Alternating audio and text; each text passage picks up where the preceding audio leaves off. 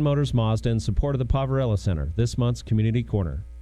In Montana, your life is always on, online, and on the move. To keep up, you need the latest news at your fingertips so you can plan on fewer surprises. That's why NBCMontana.com is always on alert, and on the scene for you, delivering trusted stories and local weather conditions anytime on demand. See the new look and fast mobile response. The new NBCMontana.com. Always on and always working for you. When you're beyond the reach of cable and fiber internet, look up. Eagle Satellite is our community-authorized HughesNet retailer. With HughesNet, you'll have the fast speeds, unlimited data with no hard data limits, and the built-in Wi-Fi you need. Eagle Satellite has helped our community get online for 39 years. For a limited time, get free standard installation when you order HughesNet from Eagle Satellite. Call Eagle Satellite at 406-728-9999 and see for yourself why HughesNet is America's #1 choice for satellite internet. That's Eagle Satellite at 406-728-9999. Call now. Have you ever wondered what drives Missoulians to leave their homes in the dead of winter, in the dark, to the Glacier Ice Rink? The answer is fun. Hockey, according to science, is the best way to enjoy the long winter months ahead of us, and the only way to access that fun is by stepping through the doors of Hockey and Lacrosse Wolf. The folks at Hockey and Lacrosse Wolf will do whatever it takes to get you onto the ice and into your happy place. Custom gear fittings, deep knowledge of product and service, an absurd selection of the latest gear. Hockey and Lacrosse Wolf is a toy store for kids and adults on the corner of Brooks and Fairview next to the Nissan dealership 2 blocks from the rink.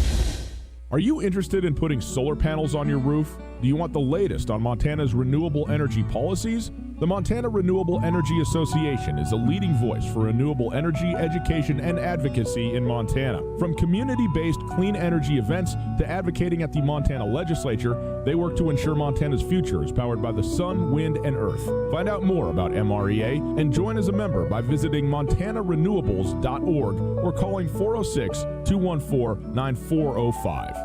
ESPN Radio for Western Montana, KKVU HD3 Stevensville, and 102.9 FM on K275BS Missoula. It's 4 o'clock. Welcome to Montana's only statewide sports talk show. Broadcast on 102.9 ESPN Radio for Western Montana and across the state on SWX Television. I like football! Now, the 2017 Radio Sports Broadcaster of the Year on the show with back-to-back Montana Broadcaster Association awards for sports coverage and award-winning sports journalism. Here is Ryan Tutel and Colter Nuanez. Hello, Montana.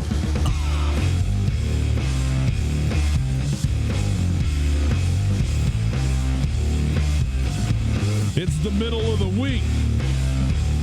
We get you set for Grizz Portland State, Montana State, Southern Utah, and what might be the biggest matchup in the Big Sky Conference, Weber State, Sac State. And I think there's a baseball game on tonight, if I'm not mistaken. It is Tutel and Nuanez, 102.9 ESPN Radio, SWX Montana Television. Great to be with you. Thanks so much for being with us on this Wednesday afternoon. Hope you are having a fantastic day. We are broadcasting live from the Kurtz Polaris studios. Kurtz Polaris at 2904 West Broadway in Missoula, Highway 83 in Sealy, and online at kurtzpolaris.com. You can find us on that World Wide Web as well. You ever heard of that? What a deal. 1029ESPN.com. You go there, you click on the Listen Live tab, and guess what? You listen live. It's called a stream, and it's there thanks to Opportunity Bank, your local bank, your opportunity. You want to pick up your phone and call us, you can do that as well, 329-1899, 329-1899. All guests join us via the Rankish Brothers RV phone line. We'll take a look at what we got in the show today. We're going to start off talking a little bit about the Grizz Portland State game. We're going to focus in on that game for two reasons. The second reason is that at 5 o'clock, the head coach of the Portland State Vikings, Bruce Barnum, going to join us live. Really looking forward to talking to Coach Barnum, one of the all-timers. If you haven't heard Bruce Barnum talk, you just make time at the top of the hour to hear Barney talk a little bit with us at 5 o'clock. So we're focusing on that game. We also are going to have Kevin Thompson, the quarterback of Sacramento State. Sacramento State, the number 6 team in the land. They are the 6th team playing the 3rd team in the country, Weber State, and they are a 7-point favorite. Go figure that. They are rolling right now. So Kevin Thompson on with us once again. It is a Wednesday. We're going to do a Wing It Wednesday with you here in the first hour. Get you some wings to the Desperado Sports Tavern. And our ESPN roundtable with Chris Chidavitsky. He is the head soccer coach of the women's team, which is, by the way, the only soccer team at the University of Montana. They play today against Eastern Washington for the regular season Big Sky Conference Championship. We talked with him earlier this week. Unbelievable story. Born in Poland, went to Italy, South Africa, Australia, the United States. He's been everywhere, and is a heck of a guy. A great story and really fun to talk to. So we'll bring you that conversation as well. But we start today with our dear friend from SWX Montana, ABC Fox, Sean Rainey in studio. Hi, Sean. How are you, man? Oh, I'm doing great, and I get to be on Coulter's mic. I know. What a deal. deal. While we wait for him, Yeah. He's got his laptop open. I might want to jump on the Twitter and do some anti-Viking stuff. We could both agree on that one, maybe. Yeah, you know? exactly. We can get in there and take his feed over and talk about how much we don't like John Randall, which actually would be a lie. I love John Randall, regardless of who he played for. By the way, Coulter is on his way. He is at practice right now, talking with Coach Houck, and so he's going to roll in here as he gets here. By the way, the show outlook brought to us by MissoulaGutterCleaning.com, the most insured, the most fun. MissoulaGutterCleaning.com online. Now, Sean, you and I, we got a couple of things to talk about. So let's start with the obvious, because you were the first reason we're going to start with the Portland State Grizz game. You are going to be there doing the broadcast, obviously, for this football game. It'll be on SWX Montana Television on Saturday. But Portland State is really interesting for a handful of reasons. There's so much diversity in the type of football and in the type of program, frankly, that exists in the Big Sky Conference. But Portland State, even amidst that diversity, is pretty unique. You're talking about one of the most colorful, entertaining, and interesting coaches you could possibly have in Bruce Barnum, who, again, we'll hear from at the top of the hour. A program that has maybe the least amount of institutional support of any of them in the Big Sky Conference, where it's essentially on the program itself to perpetuate itself. They get very little assistance. They got no home field. They're playing in a high school stadium in Hillsboro, but also they're in an urban center, one of the two biggest cities, including, if you include Sacramento in the Big Sky. They have gotten tremendous talent, NFL-type talent coming through here, and once again, they're like 5-4, 5-3, and 5-4 on the season, and they have played really well. I mean, we know Arkansas is terrible. They're still an SEC team. They went to Arkansas. They played them to a touchdown football game, and they are also the team that last year came into Missoula, won on a last-second field goal, and sent Missoula into a bit of a tailspin and really derailed their season in a lot of ways, as that was the first of 3 consecutive losses for the University of Montana. So when you look at this game and this football team, what stands out to you when you assess the matchup now? Yeah, well, you kind of touched on it. It's a funky coach, Yep. kind of a funky team. They kind of are all over the place, kind of like their head coaches. Bruce Barnum, a really funny, intricate guy, but he can get, pretty heated and kind of emotionally all over the place on the sidelines, and they're kind of like that when you dive into them. Obviously, I know you and Coulter have talked about it this week, kind of the flex defense and how it's, kind of guessing / try to trick you kind of a defense. But yeah, when you look at them, they're way up there in penalties. They average, almost 10 penalties a game. So they're kind of all over the place. That's kind of Portland State. When you go look at their history, they've always been a highly penalized team, but they have like 77 penalties. Montana has 40. So, and they also turn the ball over a lot. So there's just a lot going on when you play a team like Portland State. And it's going to be interesting how Montana game plans for them. And just to see how this game plays out, especially knowing that Montana not only lost to them last year, but the way that they lost by really shooting themselves in the foot. They kept dropping passes for first downs. They had a chance to win the game. Keenan Curran had the late fumble that set up the game-winning field goal. So I think it's definitely a game that I would say that if Montana beat them last year, that it'd be more of a trap game. But I think they're going to get Montana's full focus on Saturday. I agree, and I think that Coach Houck alluded to this in the press conference, that he understates almost everything when he talks to the media, but he acknowledged that yes, the what happened in Missoula will be taken as a consideration heading into this game, aka it is the gasoline on the fire for this week, so to speak. Yeah. I also think that helps to overcome for Montana what I think is a trap for everybody that plays Portland State in Portland, or should I say in Hillsboro, which is, you're a Division I football player. All of a sudden you're playing at a high school stadium that's probably going to have less people in it than when the actual high school team plays. Now, that won't be the case for the Grizz game because Montana fans travel so well, and I think there's going to be a good turnout for that. But it's, I think there's a lot of guys that show up even, in the Big Sky. You have some weird venues in southern Utah, say Greeley, Colorado, where it's not much more than a high school stadium as is, but you still go there and you're like, so this is where we're playing today. I mean, think about Idaho. They play at Penn State in front of 100 and how many thousand people, and then 4 weeks later are playing in front of 2,000 people at a high school stadium. There's nobody where the pendulum swings more than that. But because, as you said, the Portland State won the game last year in Missoula, they will have Montana's full attention, and certainly Coach Hauck is not going to, you would think, allow any sort of anything less than 100+% effort and energy for this football game. Yeah, and this is also just a completely different matchup and team than last season. Obviously, the Grizz couldn't really run the ball effectively last year, right? And so with that flex defense, it kind of can confuse quarterbacks, and they have a couple good cover guys, so they can match up with wide receivers. And when you're doing a bunch of funky stuff in the back end, it's hard to maybe dissect that as a quarterback.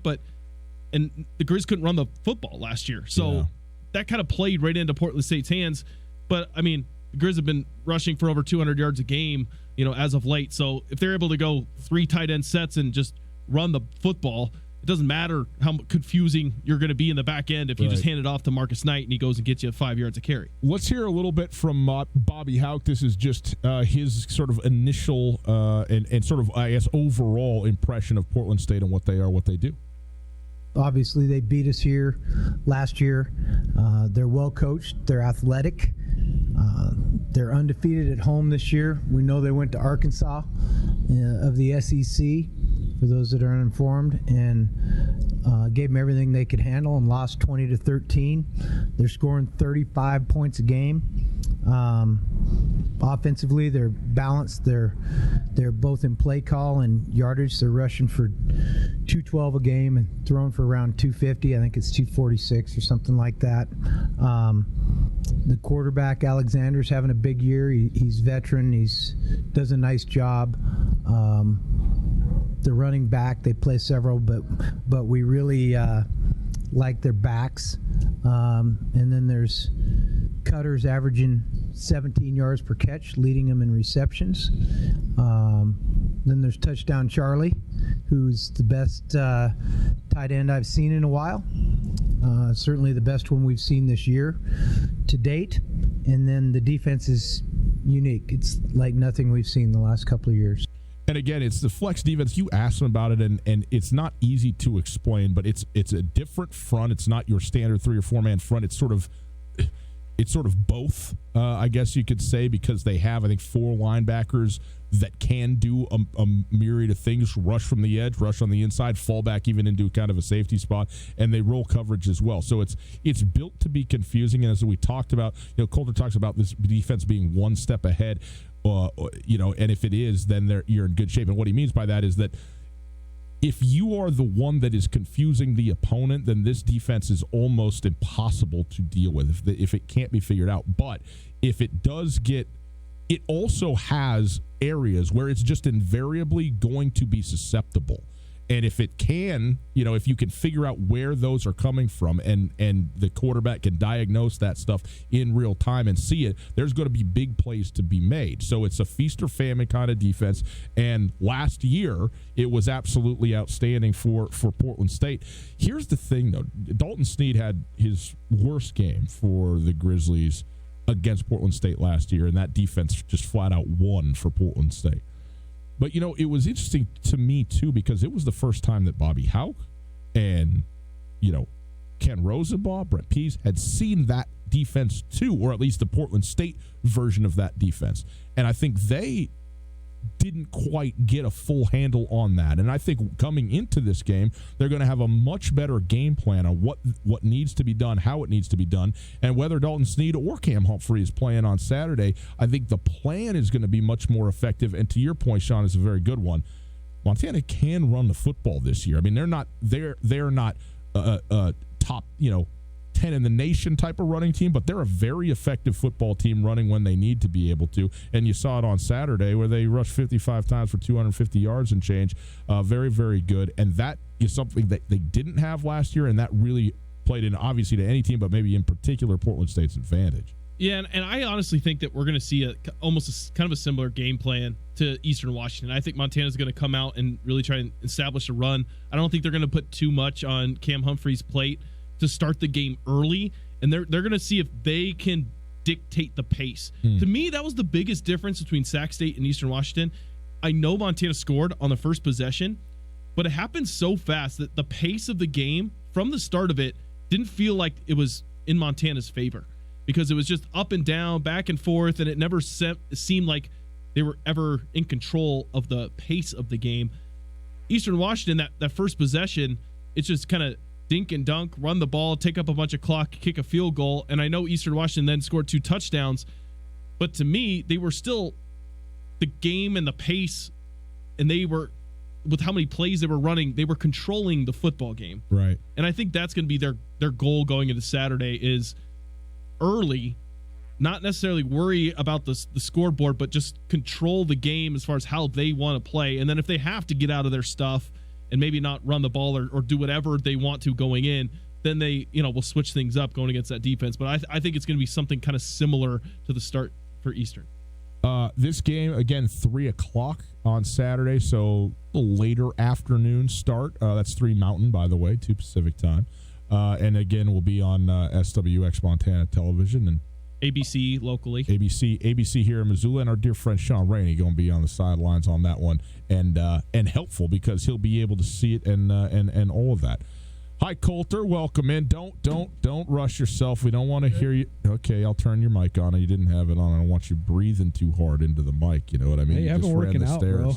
My fitness is good. Okay, no arguments here. Sean. Comparatively, yes, indeed. By the way, here in about 10 minutes, maybe a little less, we will have Kevin Thompson. He is the quarterback of the Sacramento State Hornets. He is also the de facto California correspondent of this show. I think this is his 9th appearance in 7 weeks on Two Tone Nuanez. So happy to have him on. Always good to talk to him. Probably the game of the week there, Sac State and Weber State. Coulter, quickly, you were listening to us, I know, talk about this game. We kind of went through it broadly, which we've done a little bit already. But the Houck sound that you heard talking to him just now, 2 minutes quickly on further conceptions of Portland State, Montana. Well, I thought Sean's analysis is really good because the flex defense, it's so confusing because of the way that you switch up the front, and the guy who plays what they call the rover and then the other guy who plays the Sam, those guys are going to be sometimes the edge, sometimes the outside linebacker, sometimes the safety, sometimes a guy that's in the box even though he is a safety. If you just run it right at the middle linebacker, it makes the confusion that exists irrelevant when you're trying to play down and distance stuff, or you're trying to throw the ball on second down or whatever it might be, like Montana was in the situation last year. Now all of a sudden you're confused. You don't know where that guy is going to be. The pre-snap alignment is what's so confusing, and pre-snap alignment doesn't matter if you just, like Sean said, line up in a 3 tight end set and run it down their throat. So I think that'll definitely be part of Montana's game plan for sure. And then on the other side, I mean, Portland State, we're talking all about the flex because it's such a unique defense and so unorthodox, and hardly anybody runs it anymore. But Portland State's very, very intricate at what they do on offense, too. Sergio Hoffman has emerged as their number one guy, but they played 4 running backs last year consistently. And a lot of teams talk about how they want to play 4 running backs, but they don't actually do it. There's at least 3 guys that are going to get at least 10 carries on Saturday, maybe even more. And Davis Alexander has also been a part of the run game, too. Bruce Barnum, the quarterback, exactly. Bruce Barnum has been an offensive coordinator of the Big Sky for a long time, and he's run a lot of different stuff. But when he was under Nigel Burton, they ran so many of the old Nevada principles with the pistol, and that's something that's kind of gone by the wayside, too. But that gun-run stuff, Bruce Barnum's one of the innovators of that at this level of football, and the fact that Davis Alexander has been running it more prevalently, like he already has a career high in rushing for the season this year, and we still have a month left of the year, so there's a lot of diversity there too. Portland State's offense, from a preparation standpoint, is equally as challenging to prepare for. Sean, quickly, last thing on this, we'll give you the last word, is the honored guest today. How much do you think Dalton Snead playing or not with Cam Humphrey, being the backup, matters in this game Saturday? I think it certainly matters. Yeah. I mean, Dalton Snead was playing really, really well before he got hurt. Can Montana, go in there and win without him? Certainly. But I think it certainly matters. Yeah. I think if Snead is in there, I'm not saying you're going in there feeling relaxed and comfortable per se, but I think you're feeling pretty good about yourself if you're a Montana Grizz fan. Humphrey being in there, he played fine. I would say he played solid against Eastern Washington. Exactly, he played solid. He certainly missed a lot of those short and intermediate throws on like 3rd and 4s that what Dalton Snead is really, really good at. So if the game is tight and they need a bunch of 3rd and 5s and stuff, it might get interesting because that's where Dalton is so good. Mm-hmm. But I think Cam certainly has the talent, and I'm just really curious to see if they. He's got a really good arm throwing the deep ball. I'm curious to see if they take a couple more shots than they did at Eastern, because I thought the shots were there for them to take if they wanted to, but they kind of just played it safe. You had to wonder too if they maybe took some of the aggressiveness out of the game plan, or at least were hesitant to do it because the weather was so bad early. The weather actually settled in. It did. And it was okay, but you just wonder it's almost like they thought it was going to be bad, so they just kind of went away from it. Totally. Regardless, yeah. But your point too, the fact that Montana has emerged now with this 3 tight end set, even with Matt Rensvold missing the majority of this year, he got hurt against Oregon. Joey Elwell has really emerged as a great H-back, and that gives you an option because Bryson Deming and Colin Bingham are both such good inline tight ends, inline blockers. But having a guy who has the athleticism to truly line up in the backfield with his hand in the dirt and still get after you at the point of attack. Elwell is impressive. He's a very impressive athlete. He's very physically ready, and I thought he was really, really good on Saturday against Eastern Washington, even though he didn't even touch the ball. Tutel Nuanez, 102.9 ESPN Radio, SWX Montana Television. Sean Rainey in here with us just to get things started. He's got to run off and do the news thing, I guess. That's a big deal. But Sean, we got to do this because you're going to be out the rest of the week here, so we got to do this right now. But this happens every once in a while, like every couple of years. Do we get the stars to align? They align for us Sunday, where your Los Angeles, formerly San Diego Chargers, are playing my Green Bay Packers in a home game for the Green Bay Packers, although it is in Los Angeles. That's the way it works. You go. Philip will be on the silent count. You go play in the Charger Stadium, and it's going to be 85% road fans in there on vacation, taking it in StubHub Stadium or whatever it is now. The Packers, interestingly, are only 3.5-point favorites in this game. I think they opened at 7, but in any case, you wanted to make a little public wager with me on this game, which I think is sporting of you because we already know what the outcome's going to be. So I got the Packers, you got the Chargers. What's on the line between you and I this weekend? So, I was racking my brain on trying to find something fun that we can do and something that we can present, on air for everybody. Right. Riley and I kind of got this pie to the face thing going with Dodgers, Padres, and Broncos, Chargers. I didn't want to do that. I don't want to ruin your clothes. No. So I was thinking the winner gets to write a poem about the loser, and anything goes, and they get to and then the loser, they present it to the loser, and the loser has to read it aloud, out loud on air. I think I like this. I've done some haikus on this show. I fancy myself, excellent in when it comes to rhyme schemes and whatnot. And I am going to write a tome for you, my friend. It is going to be get the scroll out. We're talking 700 lines of Sean Rainey poetry after the Packers run roughshod over the hapless Los Angeles Chargers. I think this is a sneaky Chargers. game, though. I think this is a sneaky. I've obviously followed the Chargers for a long, long time. This is a sneaky Chargers play well game. I just got a feeling. That's fine. And then we'll do something later because we got the Vikings Chargers later on too. Packers So we'll just got the second easiest schedule in the NFL besides the freaking Patriots. First of all, they have the easiest schedule in the NFL. The Packers do because they play the Vikings twice. Oh my God! So let's start there, and then after you just make yourself sound dumb when you say stuff like that. See, we fired our offensive coordinator. Yeah, so Ken we're going. Wisenhunt's out. Yeah, so who's in? I don't know. The quarterback. I think the quarterback's coach is technically, but I think the head coach will. Are you going to throw the ball to Austin Eckler? Yes, that's what I'm thinking. I'm thinking like finally, let's get rid of Melvin Gordon and Are get they the ball going to to Eckler. trade Melvin Gordon? Well, the deadline. They should have. The deadline was yesterday, right? Yeah. Deadline was yesterday. Yeah. Okay. Okay, last question for you. Is their coach who has no name, Anthony Lynn, is that his name? Mm-hmm. Is he the favorite for if you had a smoker or a wrestling championship among NFL coaches? Is he the one that's going to beat every other NFL coach in an actual fight? Because he is just scary to me. He's a beast. He's a beast. He's up there. I can't really go through them too quick. Obviously, I like Andy Reid's chances. maybe Vrabel for Titans. Vrabel's pretty good. Yeah. Vrabel's pretty good. Anthony Lynn, though, is right up there. I mean, I would have taken Mike Tomlin when he was a first or second year head coach because he was. I mean, he's still. I want nothing to do with Coach Tomlin on a bad day, but he's coming up into his 50 kind of neck of the woods, 50 something probably. So Freddie Kitchens, Anthony Lynn's. Yeah, it's got to be Anthony Lynn. It's Anthony Lynn. I think is the winner. Yeah, he's pretty good. All right, Sean, poetry it is. The winner has work to do, and the loser will read it live on the air, a poem about themselves from the winner. Okay? Let's do it. This is good. I love this. We'll get that going on the social medias, and we'll put that out there for everybody. Hey, have a great show tonight. Travel safe, and we'll look forward to watching the game on Saturday with you, all right? Appreciate it, fellas. Sean Rainey, boys and girls.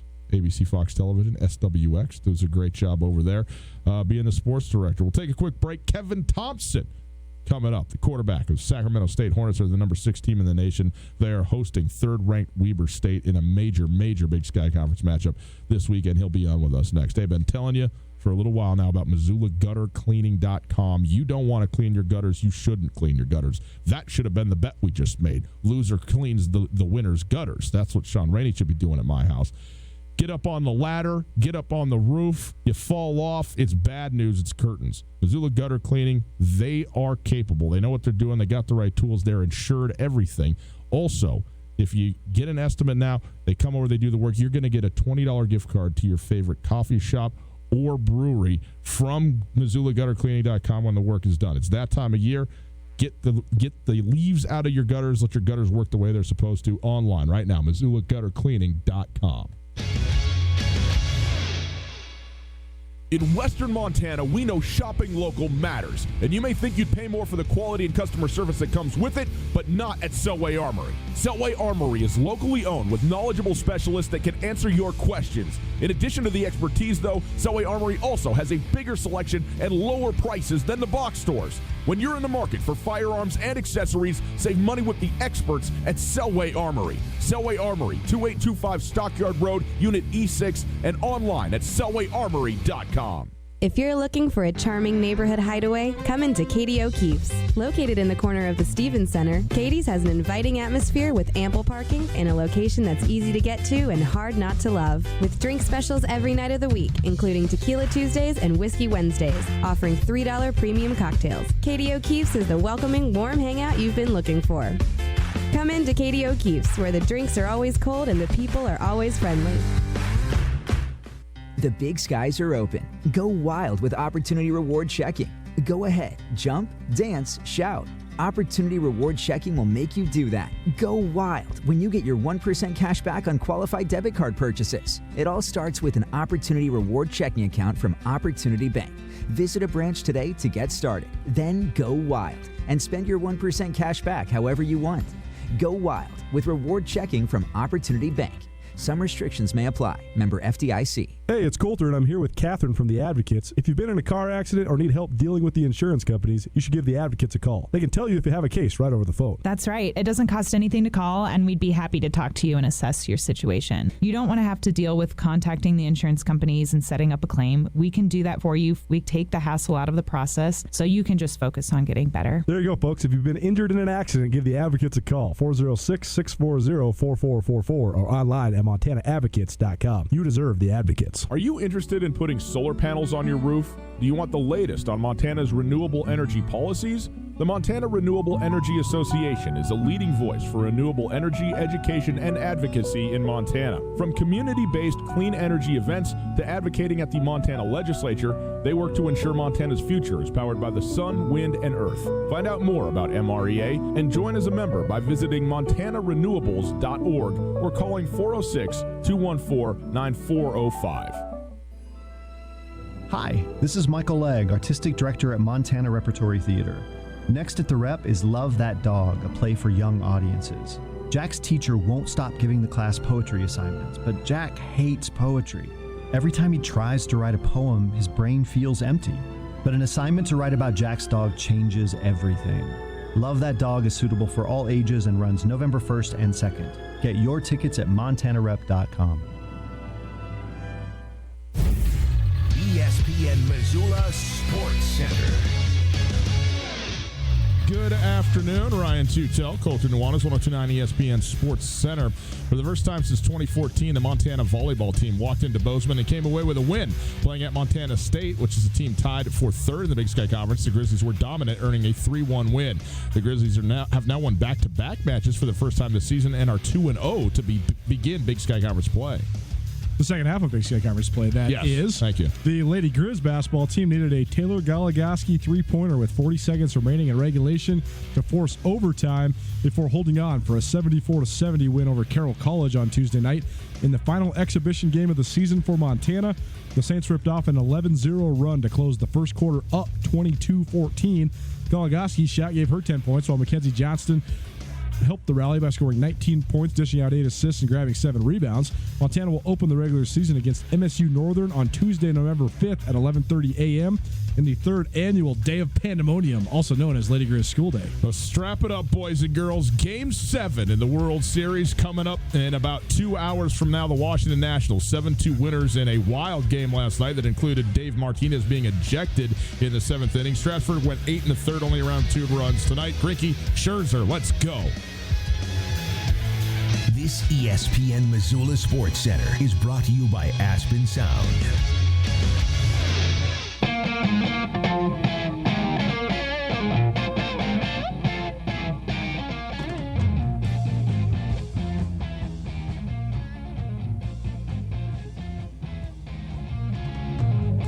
Well, a pleasant afternoon to you. It is Tutel Nuanez, 102.9 ESPN Radio.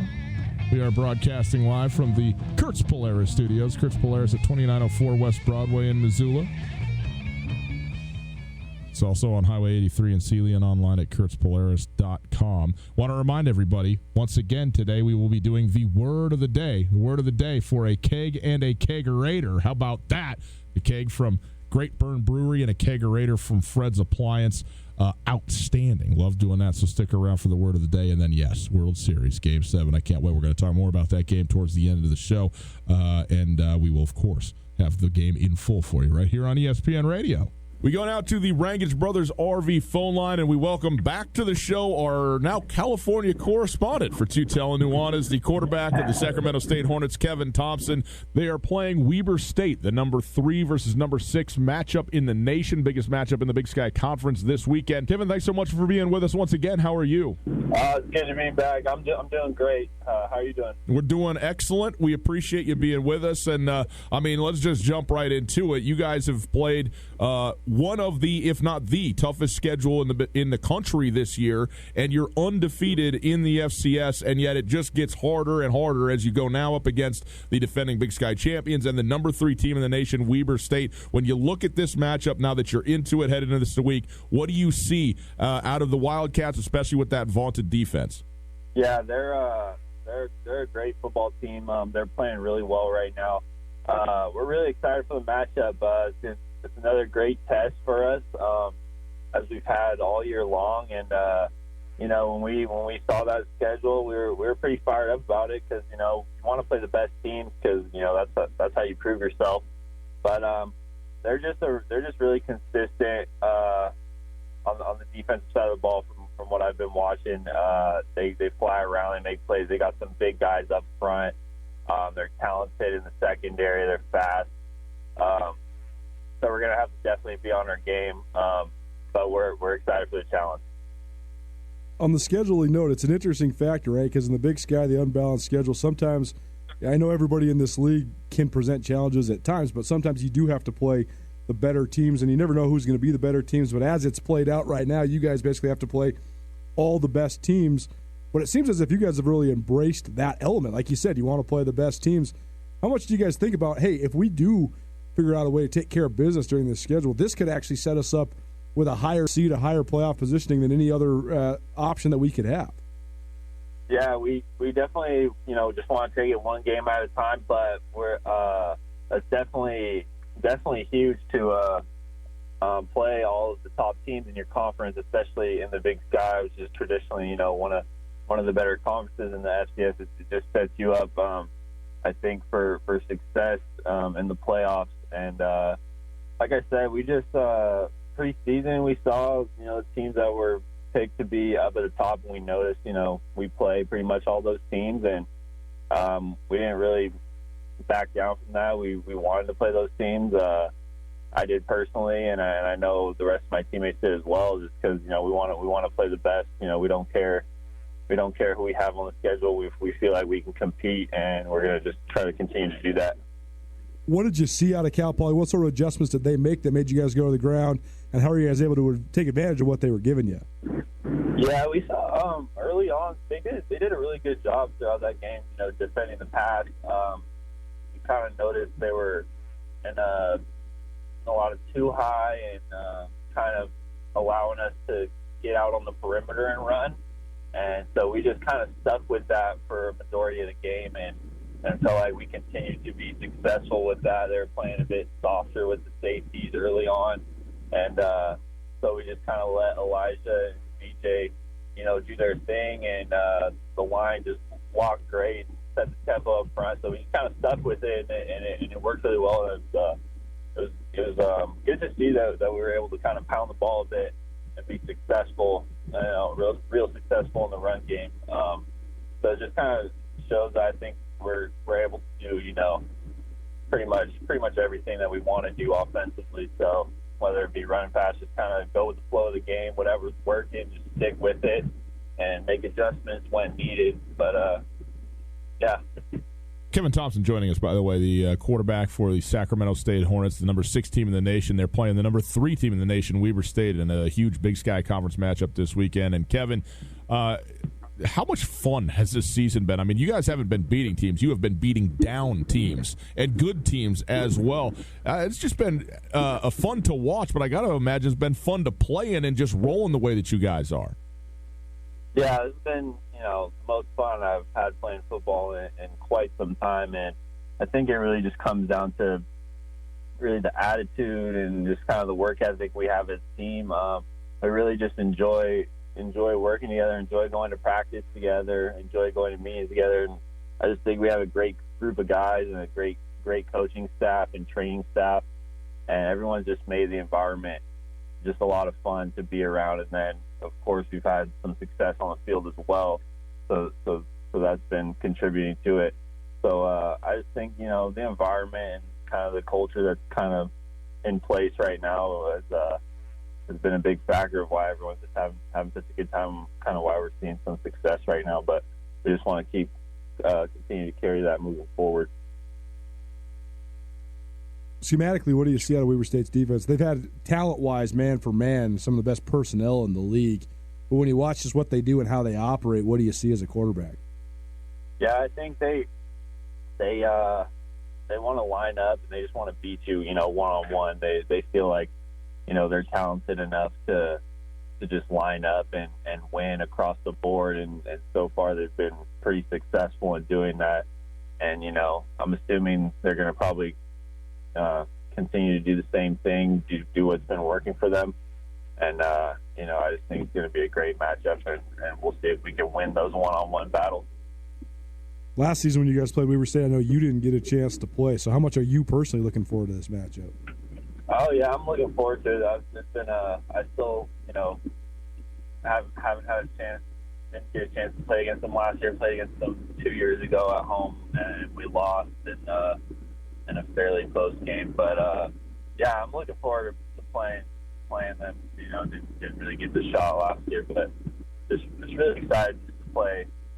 Just to be able to be here and play at all really is really exciting and fun for me, and to still, you know, have the opportunity to play college football.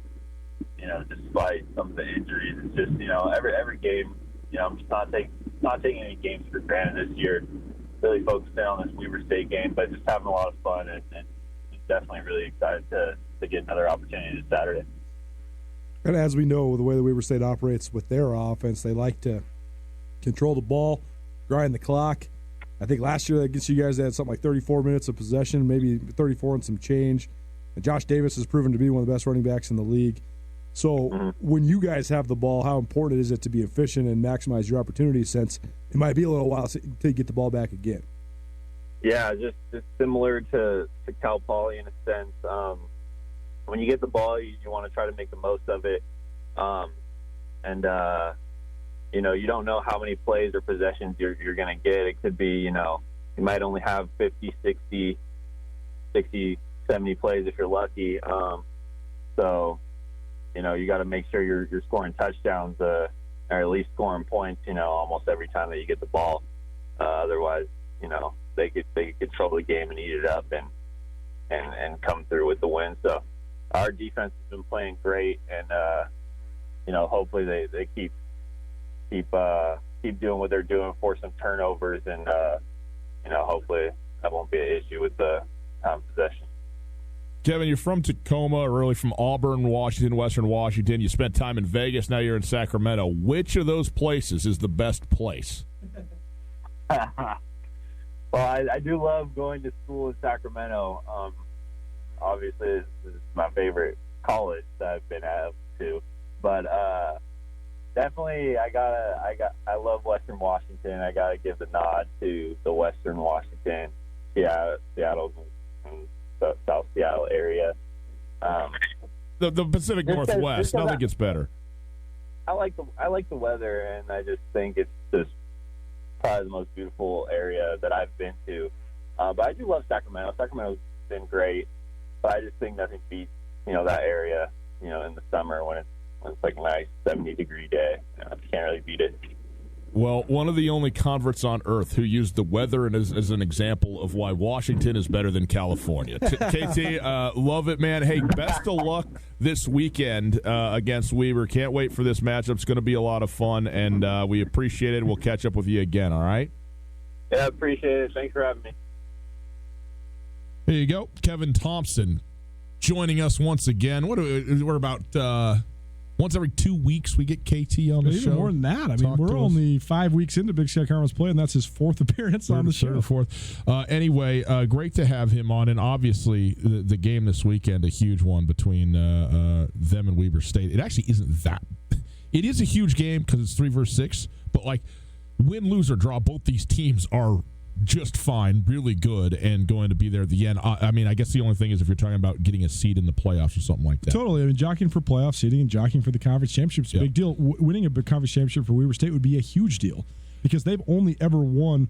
They shared the conference title back-to-back years, 08 and 09, with Montana, and they have not ever won 3 in a row, even if it's shared. So that would be a huge deal. And Sac State has never won a conference championship. So that would be a huge deal, too. I also think that it's worth making the point about this game. I know we're going to get into this game previewing a little bit more tomorrow with Brett Hine from the Standard Ogden Examiner, Ogden Standard Examiner, I should say, the newspaper in Ogden, Utah. He covers Weber State.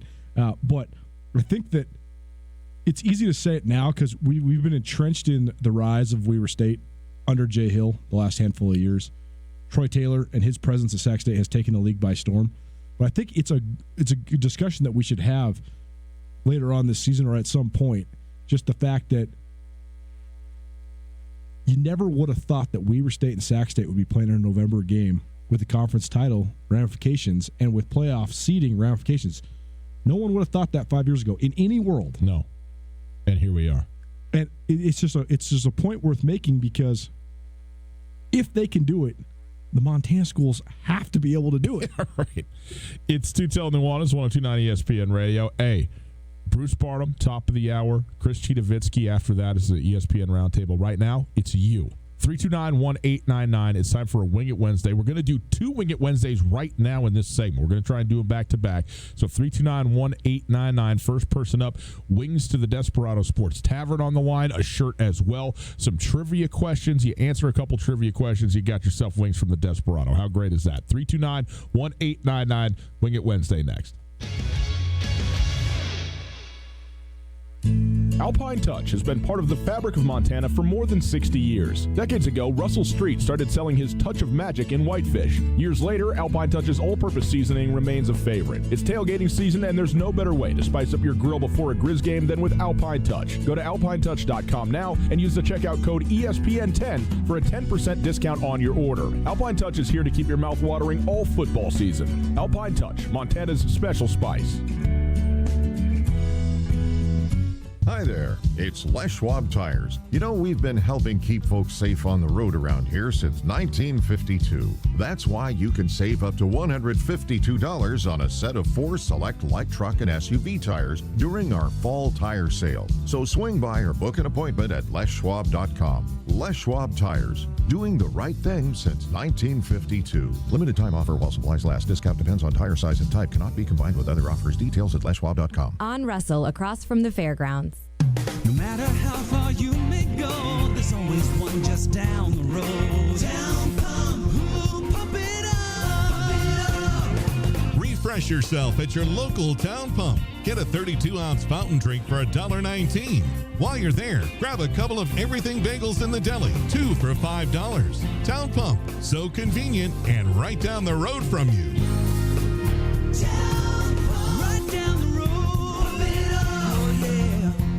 This is Mike Nugent with Berkshire Hathaway Home Services. Berkshire Hathaway provides Western Montana with full-time real estate professionals for you whenever you need us. Our reputation as the state's most knowledgeable and available real estate group has helped build unmatched trust in the Garden City and statewide. If you have been thinking of making a real estate move in the short or long term, give me a call. No pressure, no expectations. Just professional opinions and service at whatever pace you are comfortable with. Give me, Mike Nugent, a call today, 531-1802. And remember, every question is good to ask.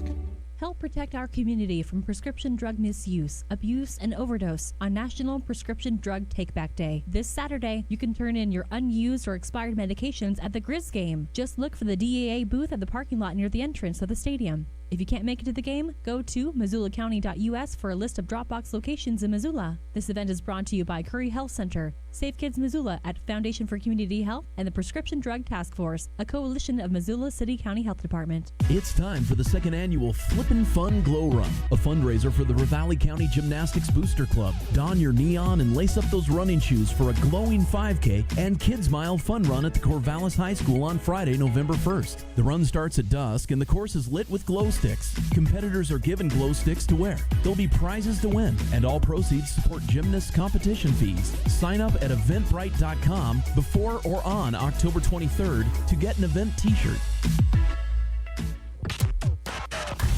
Tutel and Nuanez on 102.9 ESPN Radio for Missoula.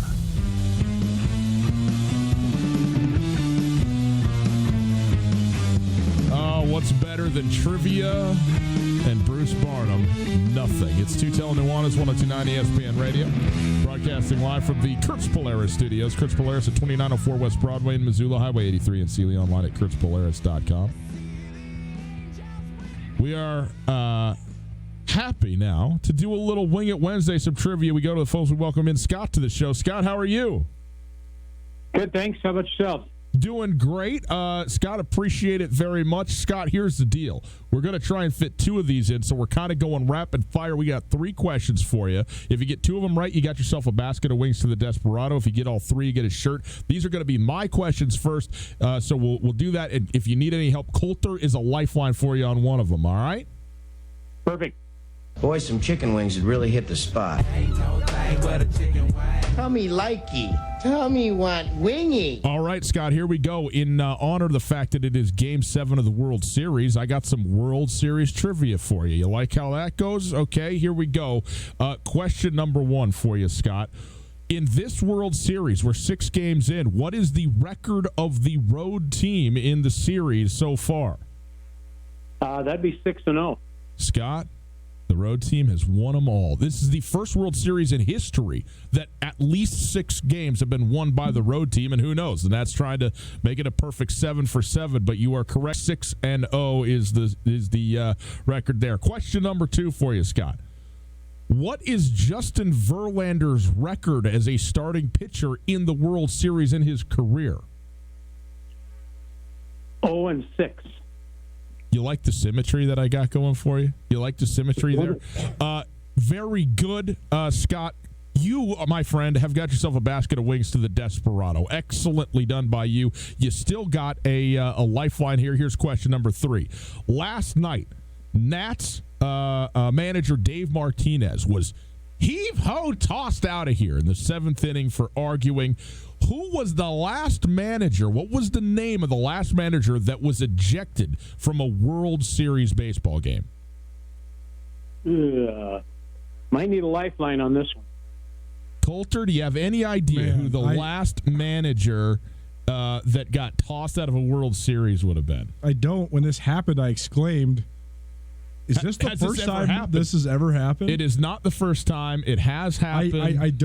I don't know, but if I were to guess, there's a couple of kind of hot-blooded managers out there. I would guess, if I just based on prevalence, temper, and appearances in the World Series, I would guess that Bobby Cox, because Bobby Cox has been thrown out of more games than anybody in the history of baseball. The Braves played in an abundance of World Series. Yeah, Lou Piniella runs pretty hot too. I must say, not that I'm not trying to lead you anywhere. I'm just saying. Man, if I had to guess, I'd say Bobby Cox, but I'm not exactly. I have no real faith in that other than just the odds of it all. Well, that's whose name first came to my mind, although I've watched most of those World Series he's played in, and I can't recall him ever being tossed out. I don't believe Lou Piniella managed in a World Series, but could be wrong there. So I'm going to follow suit and go with Bobby Cox. As good a guess as any. Bobby Cox was ejected from not 1 but 2 World Series games, once in 96, once in 92, 96, the last time it's ever happened until last night, and it worked out okay for Dave Martinez. 3 for 3. Very well done by you, Scott. Give your information there to David in the back, and we'll get you set up with those wings and the shirt as well, okay? There you go. It's just that easy, but we're not done, okay? 329-1899. As soon as Scott is off the phone, Coulter's questions coming up. So back-to-back Wing It Wednesdays here for you on a Wednesday afternoon. Coulter, the game last night, I mean, it's 3-2. The controversial call, the interference call that everybody seems to be a little bit confused as to what the rule is or what the ruling that was called into play was. I think a lot of people thought it was running outside of the baseline. That was not the issue. Throw interference, that was not the issue. It was interference with the first baseman. And, it's a judgment call by the catcher. I think people are a lot hotter about this than they need to be. I'm not saying it was, a great call when it's on the edge and all that, but I don't know, man. I guess I just don't have as big a problem with this call as everybody else does.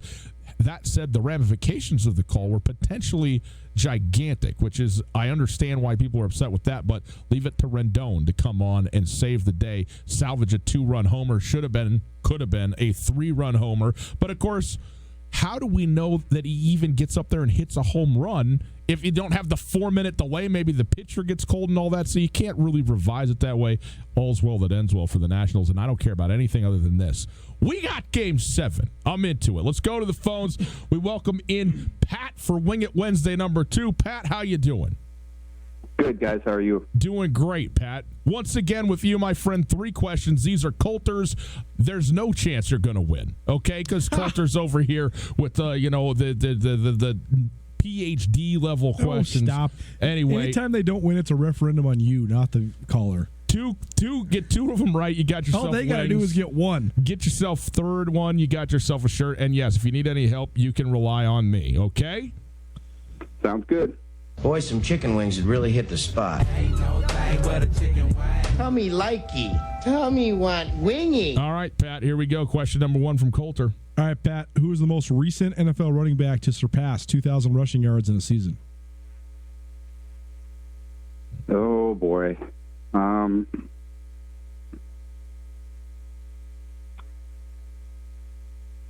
recent? Just the most recent. The most recent. I mean, no, I understand. Oh, yeah. It was within the last 8 years. I better use my lifeline. I believe the answer is Chris Johnson. He did it. That's, I think, more than 8 years. Most recent was in 2012. 2012. 2012. Oh, Chris Johnson definitely did it in not 2009. Chris Johnson then. Who went for 2,000 yards in 2012? Second highest single season rushing total in the history of the league. 8 yards short. Todd Gurley, was he even? No, not even close. Well, I give us a guess, Pat. Okay, AP is in Adrian Peterson's kind of in the middle of it. Let's go there. Let's go Adrian Peterson. Adrian Peterson, greatest running back in modern era. Adrian Peterson, 2009. I should have known we were going to get a Vikings question out of you here. In the Vikings history. In best guy in modern history. Best guy of the last 20 years, Adrian Peterson. Who was the first NFL running back to ever rush for 2,000 yards in a season back in 1973? Oh, I know this one too. 73. It's a good question. I like that question. There's a couple of possible answers to that.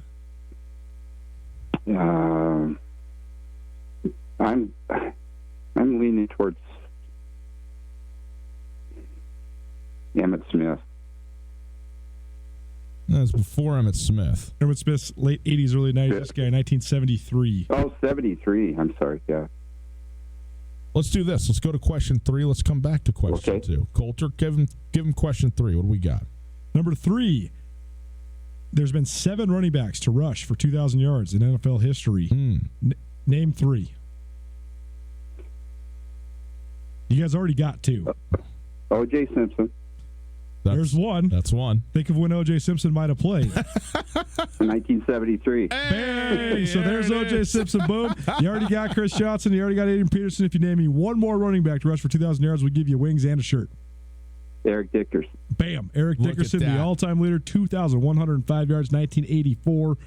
Pat, you won it all. Excellent wings, work, shirt, Pat. everything else.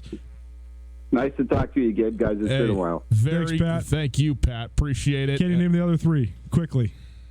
Gosh. 97, 98, and 2003. 97 and 98? Yep. It happened? Yep. Terrell Davis? Terrell Davis is 98. 97. Probably the most impressive of the 2,000-yard rushers because he was on an absolutely awful team. Is that right? I don't know. Is Walter Payton on there? Nope, Walter Payton's not. No, I don't know. Barry Sanders, 97. Jamal Lewis in 2003. Yeah, Jamal Lewis. Very good. Yeah. Bruce Barnum coming up Wait, next. who was 97? Barry Sanders. Oh. Well, I'm an idiot. Okay.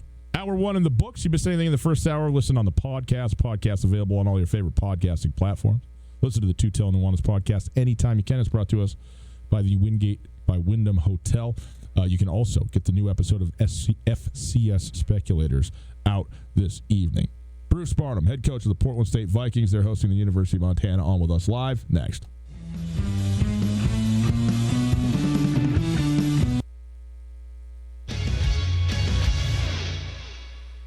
Garden City Paint and Glass in Missoula is like your paint doctor. They take the pain out of painting. Don't trust your home to anything less than professional PPG paints from Garden City Paint and Glass. Go to visualizecolors.com. Scan in your room photo to see what color combinations will look best before painting. That's visualizecolors.com. Featuring professional PPG paints. Garden City Paint and Glass in Missoula, across from the Southside McDonald's at 3217 Brooks. We've combined quality ingredients with home-style recipes to create the Montana Club's Fall Comfort Food Menu. Savor our tender boneless beef short rib or caramelized brandy apple pork shank.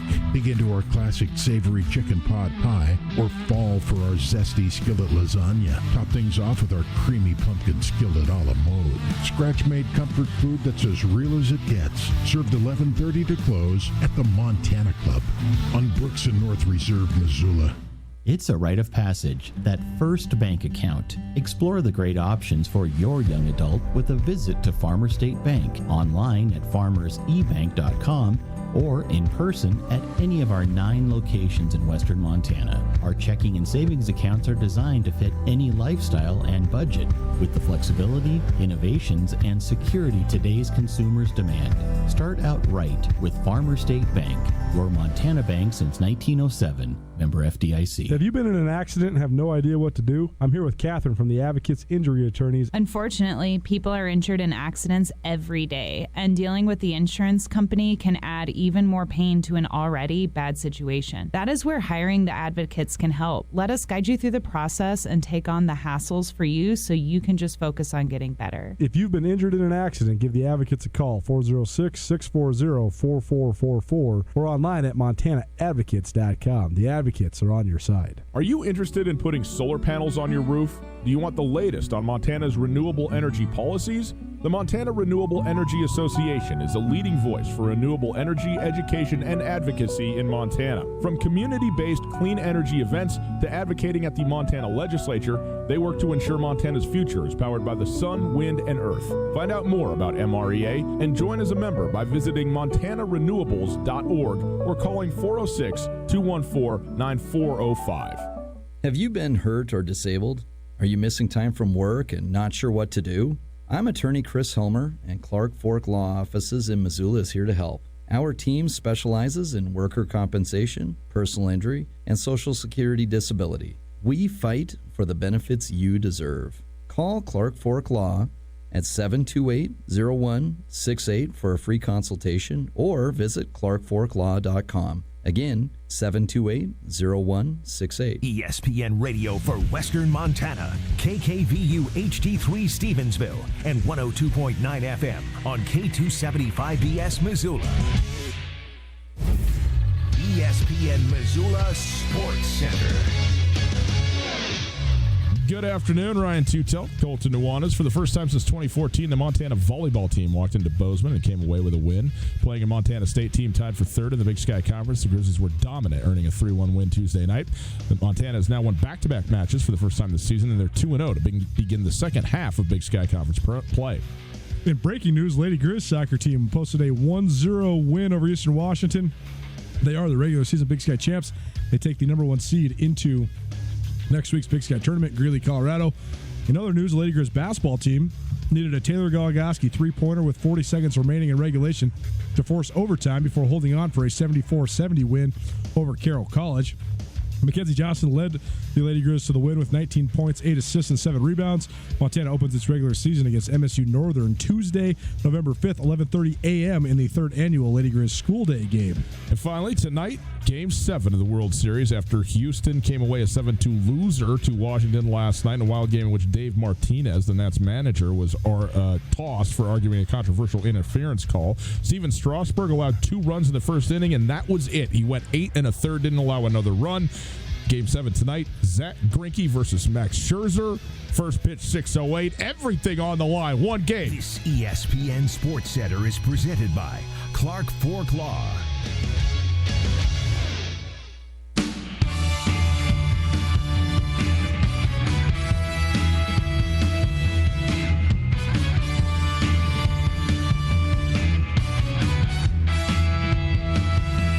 .608 first pitch. We'll have it all for you right here, ESPN Radio. It's Tutel Nuanez, broadcasting live from the Kurtz Polaris studios. Kurtz Polaris at 2904 West Broadway in Missoula, Highway 83 in Sealy, online at kurtzpolaris.com. We are Available on the World Wide Web as well, 1029ESPN.com. You go listen there live on the Listen Live tab. The stream brought to us by Opportunity Bank, your local bank, your opportunity. All callers join us on the Rangich Brothers RV phone line. Want to remind everybody, FCS Speculators, the new podcast, going to be out later on tonight, so you can listen in to that. Right now, quickly though, Coulter, we're doing the word of the day to give away a keg and a kegerator from Fred's Appliance and Great Burn Brewing. You text into the phone number 200-8184, area code 406-200-8184, 8184. A keg and a kegerator. How great is that? Those are the two best things you could possibly win from us. That's what we're here to do. The word of the day today, text it in, Game 7. World Series, Game 7 tonight. Game 7, the word of the day, to 200-8184. We go now to the Rangich Brothers RV hotline, and we welcome in one of our best buds from around the world. It is Bruce Barnum, the head coach of the Portland State Vikings football team. Portland State, of course, hosting the University of Montana this weekend over there in Portland, in Hillsboro. Coach, great to have you on again. Thanks so much for being with us. How you doing? Coach, do we have you there? Yes. There we go. Now we got all the buttons pushed, right? Great to have you, Coach. How you doing? Good. What's going on over there? Well, we're just living our best life, 10 degrees and sunshine, like always in western Montana. And, Bruce, we got to start with this. We didn't know if maybe Bobby Houck called you a liar earlier this week because he had not received his Dots pretzels and then tweeted out the picture of the big box. So you, a man of your word, sent over the Dots pretzels, and he was very happy to share those with everybody involved, it seemed like. Beautiful. I'd like to start with, Bobby Houck questioning my word. I might have to punch him in the neck next time I see him. Well, that's going to be Saturday, ain't it? I mean, that's but he's going to have all those state troopers around him, for Christ's sake. I got one CIA guy, and he's up at the beer stand. Well, Coach, you guys, your team came in. You won an outstanding game, played really well in a game that culminated in a game-winning field goal for you in Missoula last year, and kind of set Montana a little bit of a tailspin. They lost 3 in a row from that point on, and your season really kind of got kick-started out of that win. When you look at this matchup this year, how much can you take away from the win last season going into Saturday? A bag of pretzels. That's about it. Yeah. Nothing. I mean, different venue, number one, which, don't get me wrong, I love playing in Washington Grizz. Probably my favorite place I've coached, but I don't mind getting that check mark and having coming over here to my stadium. It's about as far away as Washington Grizz as you're going to get on game day. But it's a matchup, I see it, honestly, I see it as watching the film and that.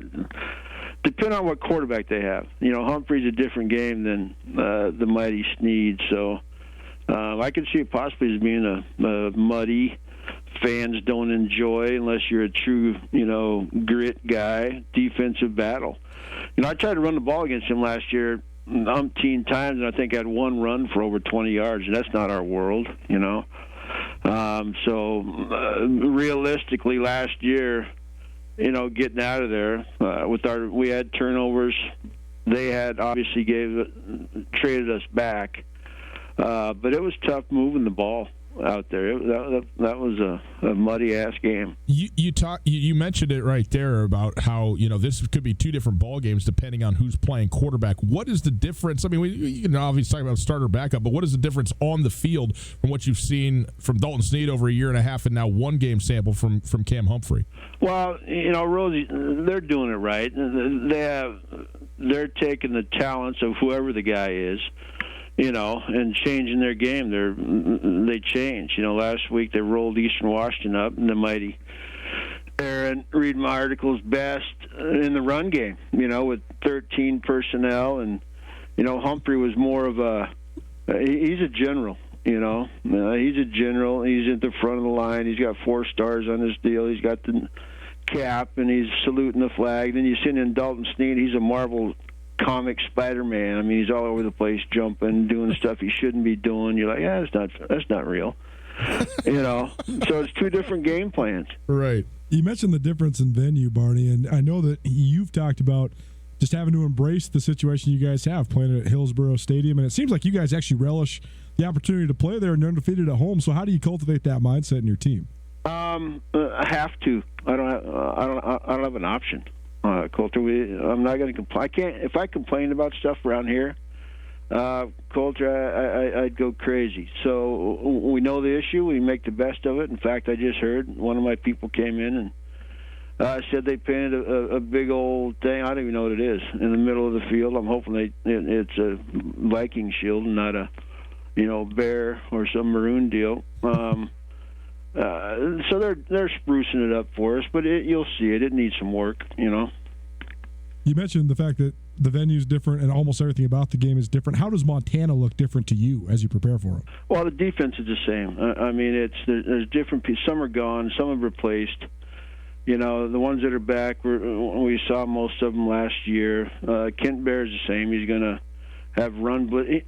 Kent, the D coordinator, blitzes like the old days. You know what I mean? He's not afraid to do it. He has the people to do it. I think his philosophy is we're going to hit your quarterback, and we don't have to cover very long. And it's not man. We're going to drop our ends. We're going to drop our nose. Or we're going to confuse your quarterback and make him throw hot and still be able to cover. It's a melee, and every once in a while you're going to pop him. We're trying to come up with some things. Because last year the question was, how are we going to protect? When we ask our guy to throw, how are we going to protect? Because it was a constant blitz. So last year we did something. We're going to do something else this year, So you have to prepare for that. And I have to be able to run the ball somehow. Then you flip over again, everybody knows McGee. Like they're back. They got dudes all over the field. It's just a question there, I think, of who's going to be, behind center. Because it is two different games for them right now. And on the other side, what's different about your team since the last time you guys played Montana? Oh, we're better. I like my team, Coulter.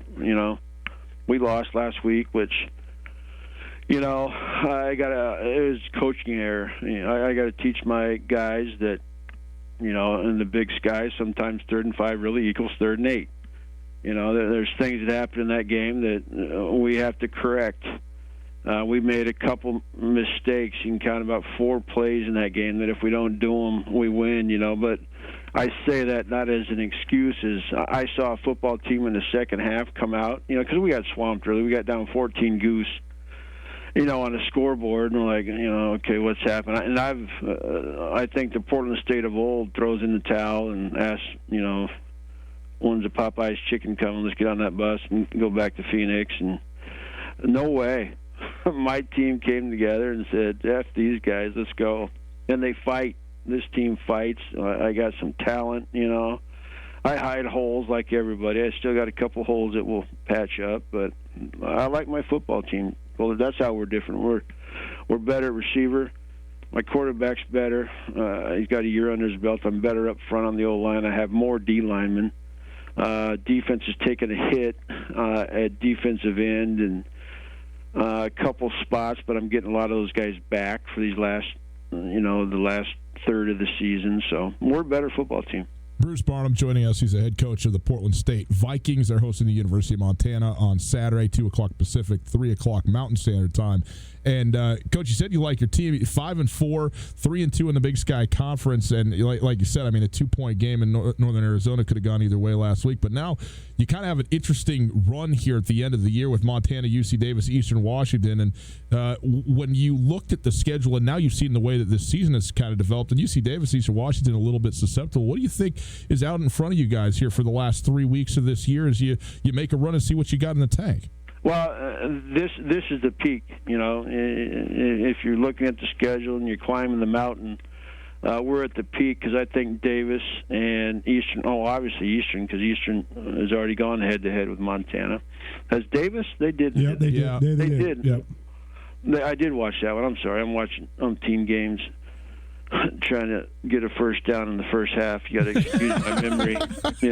I told Houck yesterday, he's joking about pretzels or something. I said, damn it. I said, leave me alone. I'm trying to get a first down. Before the third quarter starts, Anyway, thank you, Bruce, for noting that we are on the FCC regulated area. That was great. That was great filter by you there. I just filtered 6 words. Yeah. I don't even remember your damn question. What was it? It was something absurd about the last 3 weeks of the season. Oh, well, Montana's the top. If we can somehow keep this close in the fourth quarter, and sneak one from the Grizz, the rest get easier. Yeah. We got to get this is the toughest game on our schedule besides Arkansas and Boise. I want to ask about a couple guys on your offense. You mentioned Davis Alexander and his progression. What have you seen? How's he grown? Just looking at his stats, looks like he's more explosive, more productive, running the ball better, throwing the ball better, all the way around an improved player. He is. Honestly, Colter, he was on a serious upswing, and he made one critical mistake last week that he's kicking himself for. He threw right at the end of the half, we drove down and sneaked some points, and he threw a pick in the end zone. That's honestly his only bad decision in the last probably 4 weeks. And he's doing great things. He's utilizing his talent. He's getting guys lined up. He's short, but he has a big arm. I compare him a little bit to their Snead. You know what I mean?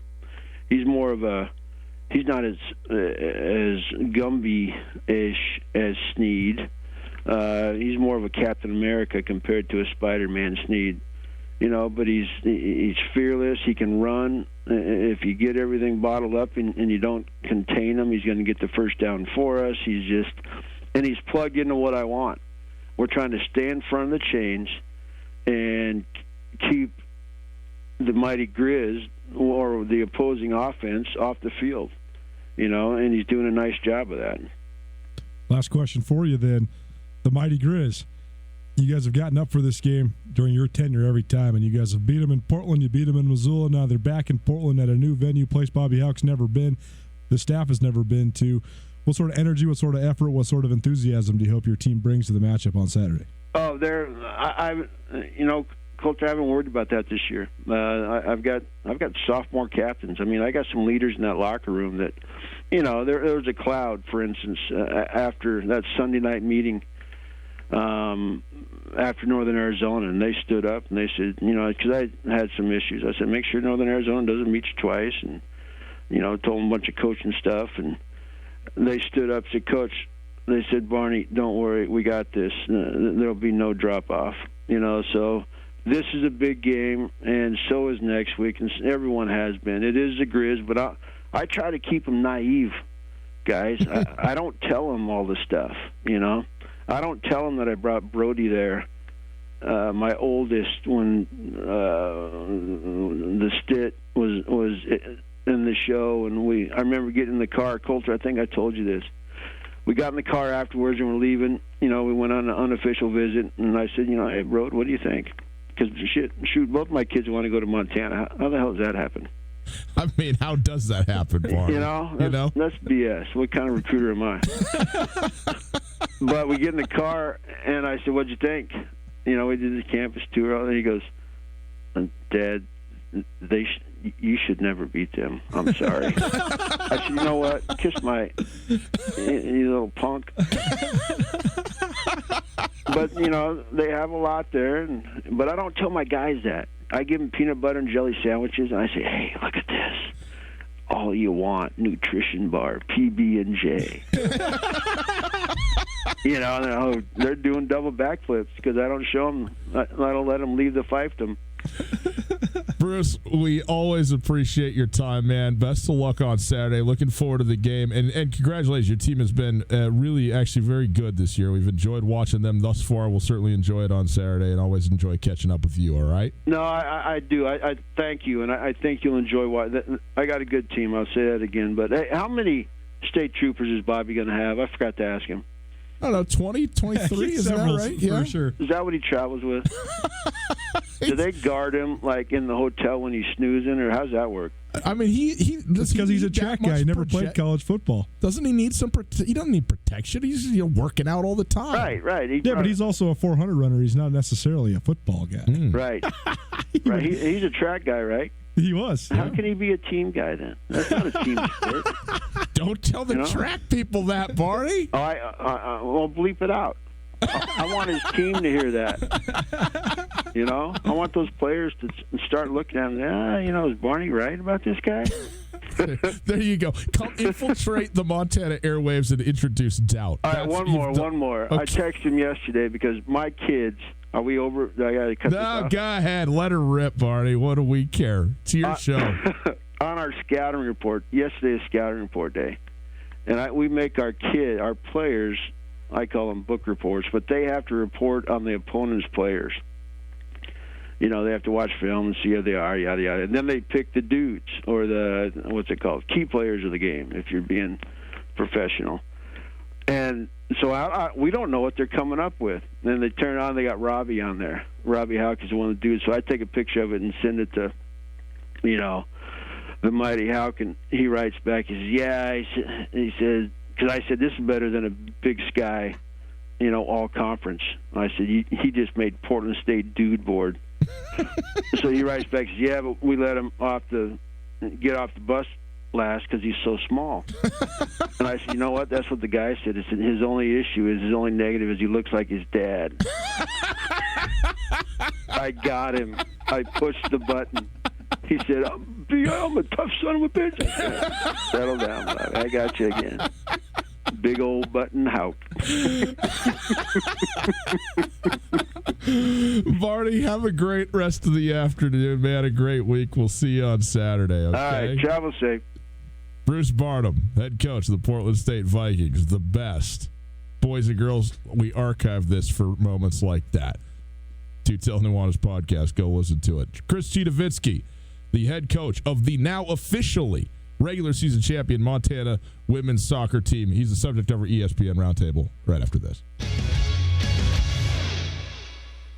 Katie O'Keefe's has been a neighborhood favorite in the corner of the Stevens Center for years. But if you haven't been into Katie's lately, come on in and make sure to turn left. The downstairs bar is completely remodeled with one of the biggest, best spaces anywhere in Missoula to watch games, play games, and hang out with all your friends. Katie O'Keefe's is your horse racing simulcast headquarters in Missoula. Come into Katie's and turn left for cribbage, darts, pool, and much, much more. Katie O'Keefe's, where the cocktails are always cold and the people are always friendly.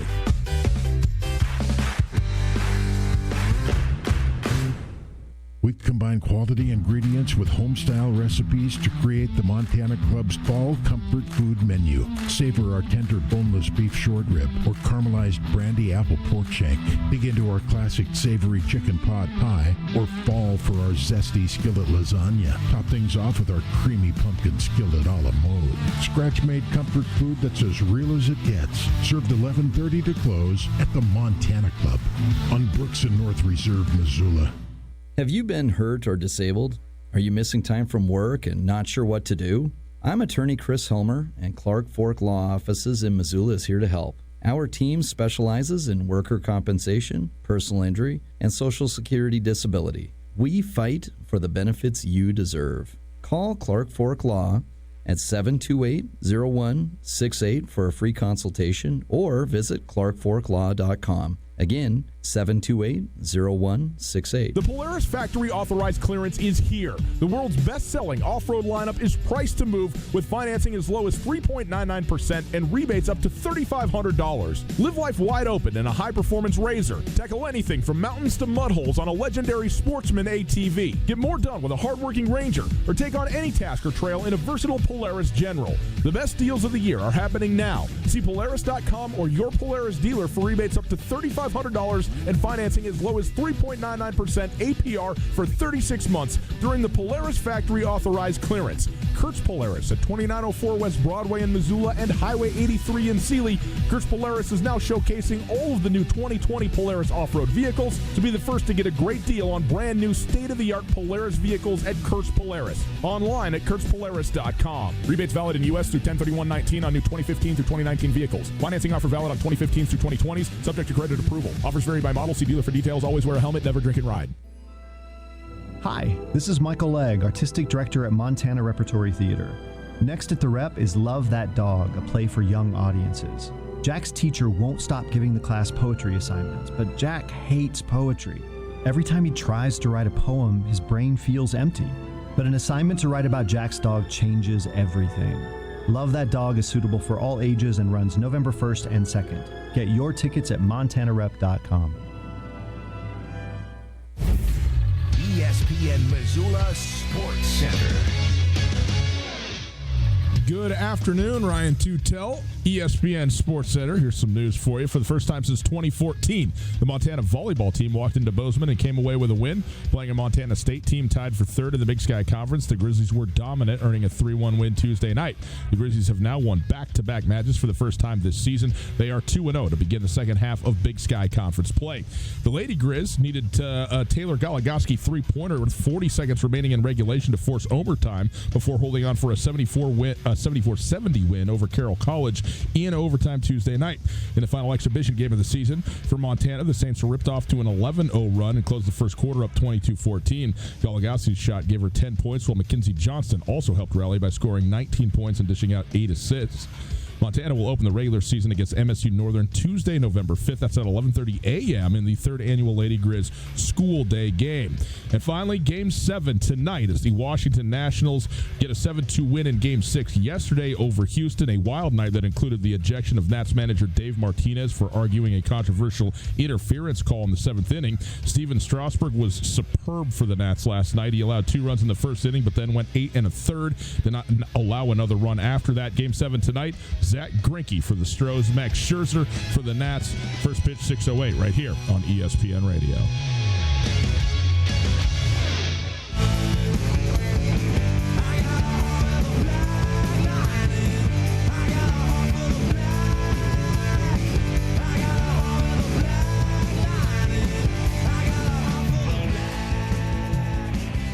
It is time for our ESPN Roundtable. It's Tutel Nuanez, 102.9 ESPN Radio, broadcasting live from the Kurtz Polaris studios. Kurtz Polaris at 2904 West Broadway in Missoula, Highway 83 in Sealy, and online at kurtzpolaris.com.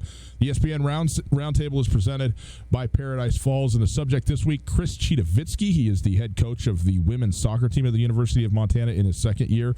The soccer team won the Big Sky Conference tournament last year, went to the NC2A tournament, and I could tell you just in breaking news in the last hour or so, Montana has just beaten Eastern Washington in the last game of the regular season, a game that was rescheduled due to weather. 1-0 over Eastern Washington. That game was for the regular season conference crown. And so the Montana soccer team is now the Big Sky regular season champions. They head into November 8th into Greeley, Colorado for the Big Sky tournament. So congratulations to them. This is our conversation from a couple days ago for the roundtable. So this was leading into the game that is just now completed with Chris Chidovitsky. Please enjoy.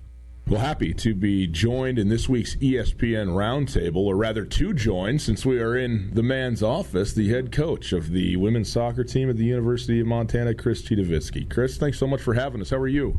Good. Very happy to be here. Well, we're certainly happy to be here as well, and I think, we're on ESPN Radio here, and so, okay, you're talking to the soccer coach, and you get some of the soccer news, and we're going to go through all that stuff, but I think people will be so interested to hear your story, because you have such an interesting past and life history that's brought you to the University of Montana and to be the head coach here. But let's start with the very present.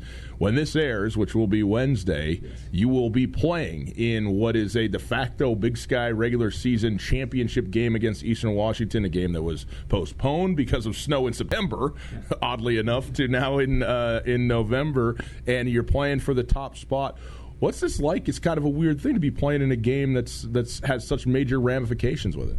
Yeah, especially right before playoffs, right? But it's exactly the spot that you want to be in if you're going to be a competitive program, right? You want to be competing for championships, so here we are. You come to Montana from the University of North Dakota, so you had a little bit of familiarity with the league, but what's this last 2 years been like just learning the league in general? Yeah, it's been interesting seeing it from the inside. I think it's good. It's very competitive across the board. Teams might not do well in non-conference, but all of a sudden they just turn it on, and we got so many competitive teams that we're up against right now. And you look at playoffs, and it's just there's not a single easy game. Plus, everybody wants to beat Montana, so everybody gives us their best every day. Undefeated in conference, 5-0-3, I think, right now. Did you anticipate being this good, here in just your second year? And again, no seniors on the team. Remarkable. You guys have been outstanding. Yeah, especially with no seniors. I thought this would be happening next year, but for them to click this early and be playing so well and so much pressure being on the younger players, and they just take it on and they're doing a good job. So, yeah, I'm very impressed. What have been the key factors? What have you guys done well from a chemistry standpoint, from a team standpoint? I actually met with Mel. We were driving over to a GSA event over the summer, right? Our softball coach. And we're just driving along, and I asked her how it was last year for softball. And she says, we had a team that was made up almost 50% new kids, 50% returners. We'd graduated all of our leaders. And it took us a while because our focus was on the softball as opposed to building the chemistry. So it took us a while. Once the chemistry was ready, then we played better. And I took that advice, and hence that was the emphasis right off the bat. The soccer's going to come, but we have to come together first and foremost as a team. And if we can do that early, the success will come with it. How do you do that? It seems like sort of such a difficult thing to sort of quantify. Yeah, recruit the right people. So every time we have somebody on campus, the final say comes down to the players ultimately. It's, do you like her? Does she fit in? Is she one of us? And if they say yes, then it's great. We just had some kids on campus. It's the perfect people. They fit us to a T. And as soon as they start committing, it's great because the program's going to be good because we're recruiting the right people. They're going to make our culture better. And we share our values right off the bat so people understand what they're walking into, and we recruit the right families, the right kids, and just put them in the environment and watch it grow. What are some of those values? We talk about passion. We talk about hard work. We talk about persistence. A big one for us is family and just being there for each other. Just having deep, real relationships, not this utopian stuff, because our program, I feel like you can read a lot of things in a book, but our program is very real.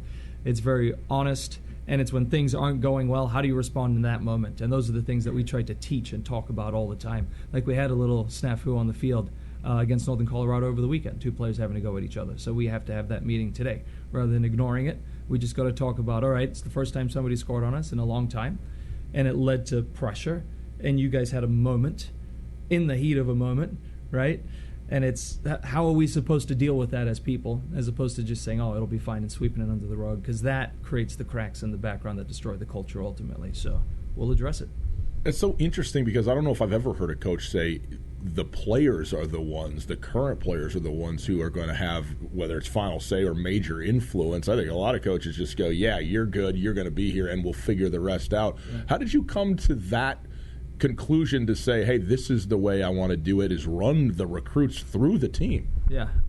For us, we believe that better people make better players, right? So first and foremost, it's a 3-step process. I'm going to go out and watch you play. If I like you as a player, great, then I'm going to call you. If I like you personally on the phone and I feel like you're the type of person that I want to continue talking to, then I'll bring you onto campus. And at that point, we'll get to know them because we do all the meetings individually as well and take them out to lunch and dinner and get to know them as people and their families. And then they get run through the team. And I flat out tell them that when they sit here on the couch. I know you're here evaluating us, but the team's evaluating you too. So at the end of this visit, I'll let you know how they feel about you as well. Well, we've already done 2 and 3 because here we're 1 and 2 because we're in the office. That's right. I question your ability to assess the soccer talent. If you got me in here. We talk about basketball so much on our show, and chemistry a huge portion of basketball. And I think soccer and basketball have a lot of parallels in terms of not only just the movement, but also just the fact that you have to be able to communicate. You have to be able to play with each other. In your mind, in the game of soccer, where does chemistry rank in terms of importance? Oh, it's huge. I was just having this discussion with Jay and Katie, my assistants, the other day. You've got to have the right people, but they also have to be fit. If you're not fit, you're not going to play well, right? And if you're not good technically, you're not going to win. So it's for me first and foremost. Better players do make better better people make better players. So we'll recruit the people first, and then we challenge them to be as fit as they possibly can because you have to be able to run in D1 soccer. And then technically, we're very good at developing players. So. Chris Gitavisca joining us on the ESPN Roundtable. He's the head coach of the Montana women's soccer team. Just watching your guys' scores and reading the press releases every week and watching you guys play, similar formula for success. Get a goal and then hold on to that lead. And you guys have been so good on defense. I think only 2 goals allowed in all of conference play. Claire Howard, she's been lights out, so many shutouts. I think she got her 25th in her career maybe a week ago. So defensively, how have you guys been able to be so successful? No, that's just my main focus. I'm paranoid of being scored on. So my assistants are offensive-minded, and for me, it's just this paranoia that something's going to happen to us. We talk about shape, defensive shape. Our terminology in the program is shape is God. This is your God. This is what you always go back to as our defensive shape. Before we started in Northern Colorado, it's I know you want to attack and do these things, but if our energy is right in our shape, our transition will be good because we get jacked on the sideline when we have big tackles and big headers, and that gives us the momentum to go forwards. So, and every time I watch Travis in men's basketball practice, and I just see their energy and enthusiasm when they're defending and how he gets on them, that's what builds them as well. That's my personal belief. Defend well and you're going to play well. That's one thing I did want to ask about because, we're here in your office and you walk down the hall and you got track and field and you got men's and women's basketball, you got football. How much is there that synergy with the coaches and the different teams to sit there and go, man, look at what Travis is doing on the basketball floor. How can I pull something out of that? How much overlap is there? Oh, there's a lot. It purely comes down to you as a coach and what you want to do, right? So my conversation with Mel completely changed our program and how we were going to try to emphasize the chemistry because I found out what happened to softball. And then the other day as we were leaving, I actually bumped into Travis in the hallway and said to him, we need to have a conversation of what it's like to my first time. I've always worked with underdogs, and I'm finally in a position now where we're starting to become a big dog. And so I need to have a talk with him of how do I handle that pressure? Because you're at the top all the time, and you're competing very well all the time. And what's that mentality like? Because it's very different than climbing to the top. I enjoy the climb to the top, and this is my first time in my experience being towards the top, and how do I fend everybody else off now that's trying to get up here? Sitting in this office, you look right here, and you have the champions banner from last year when you guys won the Big Sky tournament to advance to the NCAA tournament. That one in itself was sort of a surprising run because it seemed as if you guys got better as the season went along and then really hit the hot streak when you got to the conference tournament. What was that experience like, and how did that set the table for this season? Yeah, it was good. It was nice to. I knew the goals were going to come sooner or later, but last year was just finding the right person in the right position, and purely came down to Janessa Fowler playing through the middle for us because she held the ball up differently to Lex. Alexa Coyle does it well this year. She wasn't ready to be the focal point last year, so it was Janessa really, and then Lex playing off of her that created everything. And then the team behind it was solid. This year we can attack in many different ways, which is nice. Lex is doing her job, plus we have other players growing into roles. So we're a different team, but the biggest part of last year was getting our butts handed to us in the NCAA tournament. Because there were changes that I wanted to make that after we won playoffs, I thought, it's all right, we might be able to sit with this and keep rolling. But as soon as we got destroyed by Washington State, it was within 24 hours I was ready to change a lot of things and make us who we are now. Alexa Coyle last year was counted on to score goals more than anything. So what's that transition like when you become a little bit more of a, like you said, a centerpiece and a facilitator, as well as still being expected to score goals as well? Yeah. So Lex last year had the ambition of being the focal point of the team and was struggling with it at times. She'll tell you it herself. It was a career-changing moment for her. So she got benched. And she's coming off the bench against Portland State, scores a game winner. Comes off the bench against Sacramento, scores our third goal in that game, and goes into playoffs and scores the winner against Weber and scores the winner against UNC in the final. So turning point for Lex, and she's a much better player because of it. But now, guess what, Alexa? Now that you are the focal point, everybody knows you are. They're all trying to kick her, and they're trying to foul her, and they're doing everything that they can to stop her. So her next evolution is, how do I deal with that much pressure on me now that everybody is coming on to me because they have to stop me? So that's what she's going to learn this spring. I want to talk about your history in the sport, but I want to talk first about your more recent history of just being a Division I head coach. You were a head coach at the D3 level for quite some time, so you've been in that executive spot, if I can say it like that, but you come from North Dakota, and it's a different deal, I would think, being a head coach at the Division I level. What was it like to come through those doors, never having been at the University of Montana before? I know you've seen them play and so forth, but never having been here to be the man, the head coach of this soccer team. Yeah. Pressure? In a good way, it's exactly what I want. I feel like the more pressure, the better the moment, right? So it's exactly what I wanted to be in a spot like this. It's the fact that the position opened up blew my mind, and the connections that happened to lead me into it were just incredible. And it's just one of those things that was supposed to work out the way it did. And I just love this athletic department and this hallway and my administrators. It's just a great place to work. What did you think of the University of Montana job before you took it? When we were with North Dakota and came here to play, I fell in love with the place instantly, texted my wife. The next day when we were downtown, I went into a store and bought a magnet and hung it in the fridge at North Dakota and said, this is where I want to live one day. I just want to be there. And the position somehow opened up. But what I thought about it, I just fell in love with Missoula, first and foremost. And then going through the interview process, the questions that I had for the university were, I love everything about it, but where are we academically as an institution? Because I'm not bringing in somebody's daughter and giving them a piece of paper that doesn't mean anything in 4 years' time. So that was my goal coming in to be interviewed, is how well is this place structured, and can I actually sell it authentically, and because I don't want to lie about anything, right? So seeing Seth Bardner's vision, watching his process as he's getting interviewed, and when he comes in and just getting to know him and seeing the changes that he wants to make, it's like, who doesn't want to be led by that guy, right? So he really sold me ultimately his vision, even though we didn't meet face to face. The more I heard about him, and then meeting Gene and Kent and everybody here, it's like, yeah, of course I could sell this place. I mean, who couldn't? Chris Chidovitsky joining us on the ESPN Roundtable, the head coach of the Montana women's soccer team. And when you say you want to live in Missoula, it says something more than most people, because you've lived everywhere on earth up to this point. I remember the first couple of times that we talked, or I'd hear you speak, and I said, I just can't quite place the accent. And the reason is because it isn't a place. It's everywhere. But you were born in Poland, but as a very young kid, your family had to go and ended up in Italy. Is that right?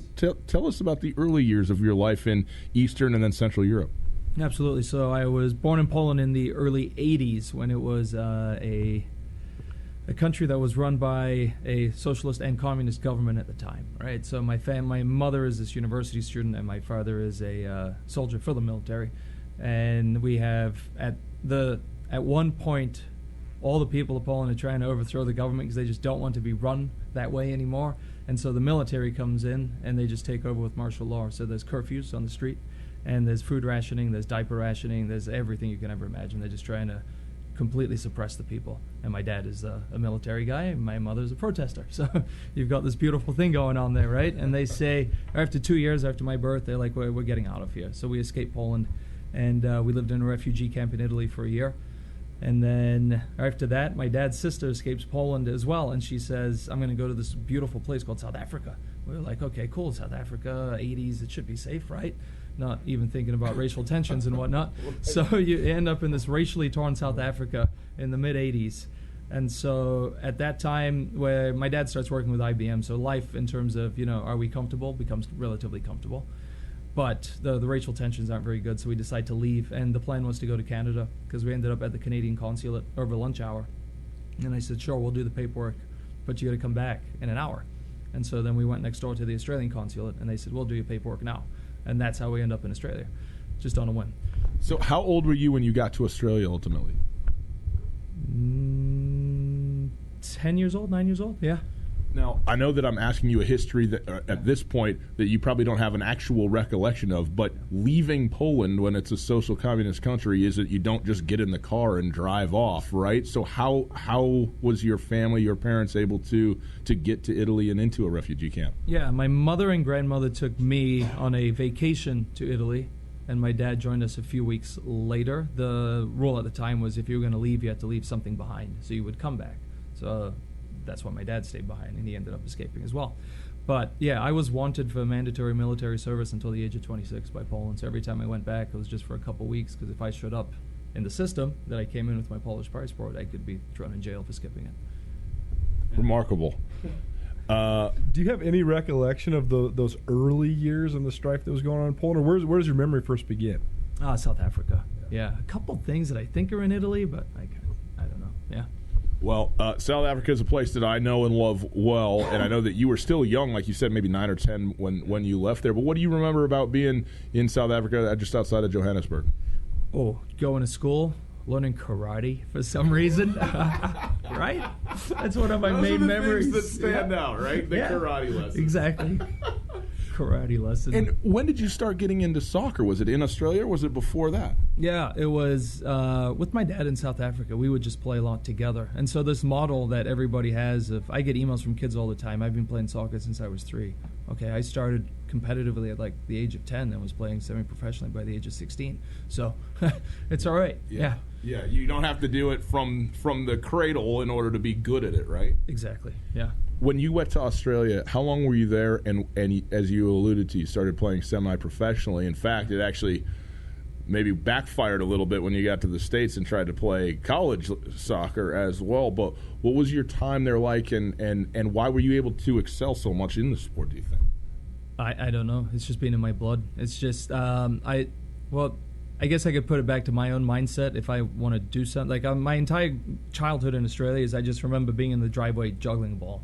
And I'd make my parents pull the car out and park it across the driveway so I could shoot free kicks over the car and try to hit the garage, right? And smash windows that were above the garage all the time. But that's all I ever wanted to do was play soccer. I would be outside every day, recess, lunch, after school, in the morning, juggling, just getting better. That's all I wanted to do. What about the game drew you in? No idea. I remember watching World Cup Italia 90 with my dad. Those were my first memories of watching soccer, just on the couch. And it's just, I don't know, I was good at it, and I think that's what drew me into it, yeah. Soccer's such a huge deal internationally. It's becoming more of a huge deal in America, certainly, but how much do you think that influenced you living in countries that really do have strong soccer cultures? Yeah, I think my dad was the biggest influence on it. He was about to referee his first professional game at the highest level in Poland, like weeks after we had left and escaped, right? So it's been in his blood forever. The story has it when I was in my mother's womb and she's like 8 months pregnant, they're at a professional game at Lech Poznan watching it, and there's a shot, they're sitting behind the goal, and it's going right at her. And the friend that was sitting with us like dives in front of her and saves my life because I was in her stomach. And so, yeah, the romantic story is I could have died right there at a soccer game, right? Before I was even born. But yeah, it's always just being there in the family for us. It's just something we do. And myself as a player, why I got into coaching is I just even remember being 16 years old playing with older guys and just having a vision and a sense for the game and hey, you should be over here, you should be doing this. It just came to me, yeah. Even if you don't have definitive memories of sort of those turbulent times at the beginning of your life, obviously your parents remember it vividly, I'm sure, and that probably influenced just the way that they raised you and stuff. So, I mean, what sort of impact do you think it had on your life, even if you don't remember those times in Poland and Italy? Massive. The way I run the program here as a family-orientated program is purely because we moved around so much. Our family scattered all over Europe because of the communism. I remember growing up is my mother, my father, myself, and then my brother by the time we got to Australia. And it's just, I'd watch these movies like A Home Alone, and you see the scenes at the beginning with that giant, dysfunctional, beautiful family, all the cousins and the aunts and the uncles, and then you just see it at the end. Everybody comes back to Kevin, and it's a beautiful thing. And I longed for that my entire life, my entire existence. I just wanted a ginormous family to be around. And that's why I run the program the way I run it. It's just a giant family. It's very dysfunctional. If you watch us eat, it's beautiful. Yeah. A lot of families that work well together are not all that fun to watch eat, but certainly the Montana women's soccer team is a family. He's built it that way, and again, congratulations, because since that interview took place, they have taken their spot atop the Roost in the Big Sky Conference, winning today again 1-0 over Eastern Washington to become the Big Sky Conference regular season champions as they head into the tournament next week in Greeley, Colorado. Our thanks to Chris Chitavitsky for joining us, again, the head coach of that women's team in his second year. An awesome story. Great guy to talk to. How about that, huh? Following the miracle around the world and the inspiration drawn there and doing a great job for the women's soccer team, no doubt. The ESPN Roundtable is presented by Paradise Falls. Paradise Falls, near the corner of the intersection of Brooks and Reserve.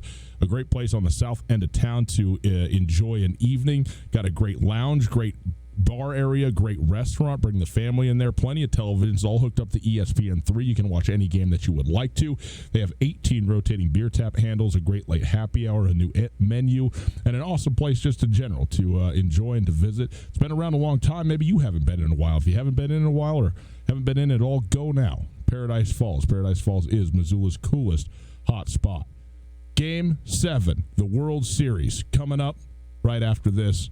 We'll lead you up to it next. Well, happy to be joined in this week's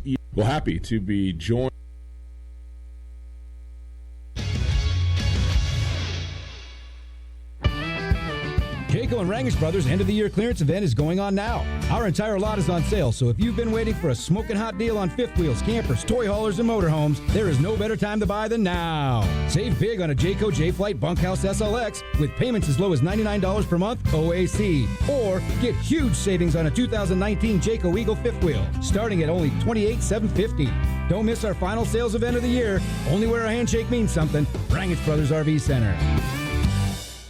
This is Mike Nugent with Berkshire Hathaway Home Services. Berkshire Hathaway provides Western Montana with full-time real estate professionals for you whenever you need us. Our reputation as the state's most knowledgeable and available real estate group has helped build unmatched trust in the Garden City and statewide. If you have been thinking of making a real estate move in the short or long term, give me a call. No pressure, no expectations. Just professional opinions and service at whatever pace you are comfortable with. Give me, Mike Nugent, a call today, 531-1802. And remember, every question is good to ask.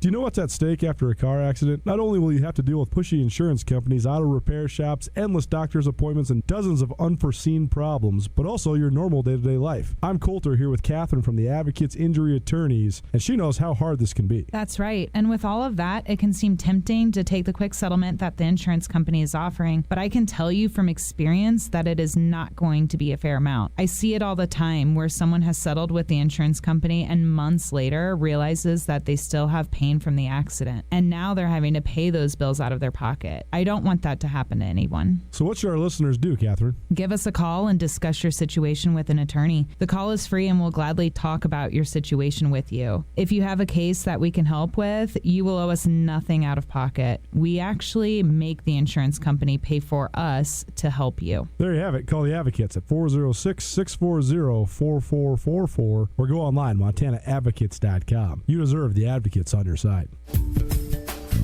Here in Montana, we are lucky to have huckleberries growing high up in the mountains. Flowco brings them to you at each of our locations across western Montana with Huck Lemonade, Huck Smoothies, and yes, even a scoop of huckleberries on your morning oatmeal. Stop by for yours or go to FlorenceCoffeeCo.com. The best flavor under the big sky, Lawrence Coffee Company. The biggest season in sports is shifting into overdrive, and the Desperado Sports Tavern has the fuel you need to make it to the finish line. By now, you've heard that the Despo serves the best wings around, but did you know they have a full menu with burgers, nachos, chicken strips, sandwiches, cheese sticks, and even steaks? Fill your tank, then wash it down with an ice-cold beverage or two. Keep your head in the game with 32 HD TVs and room for the whole crew. The Desperado Sports Tavern on South Russell across from the Y. Tutel and Nuanez. Listen to the podcast on the TuneIn Radio app or on iTunes, 1029ESPN.com.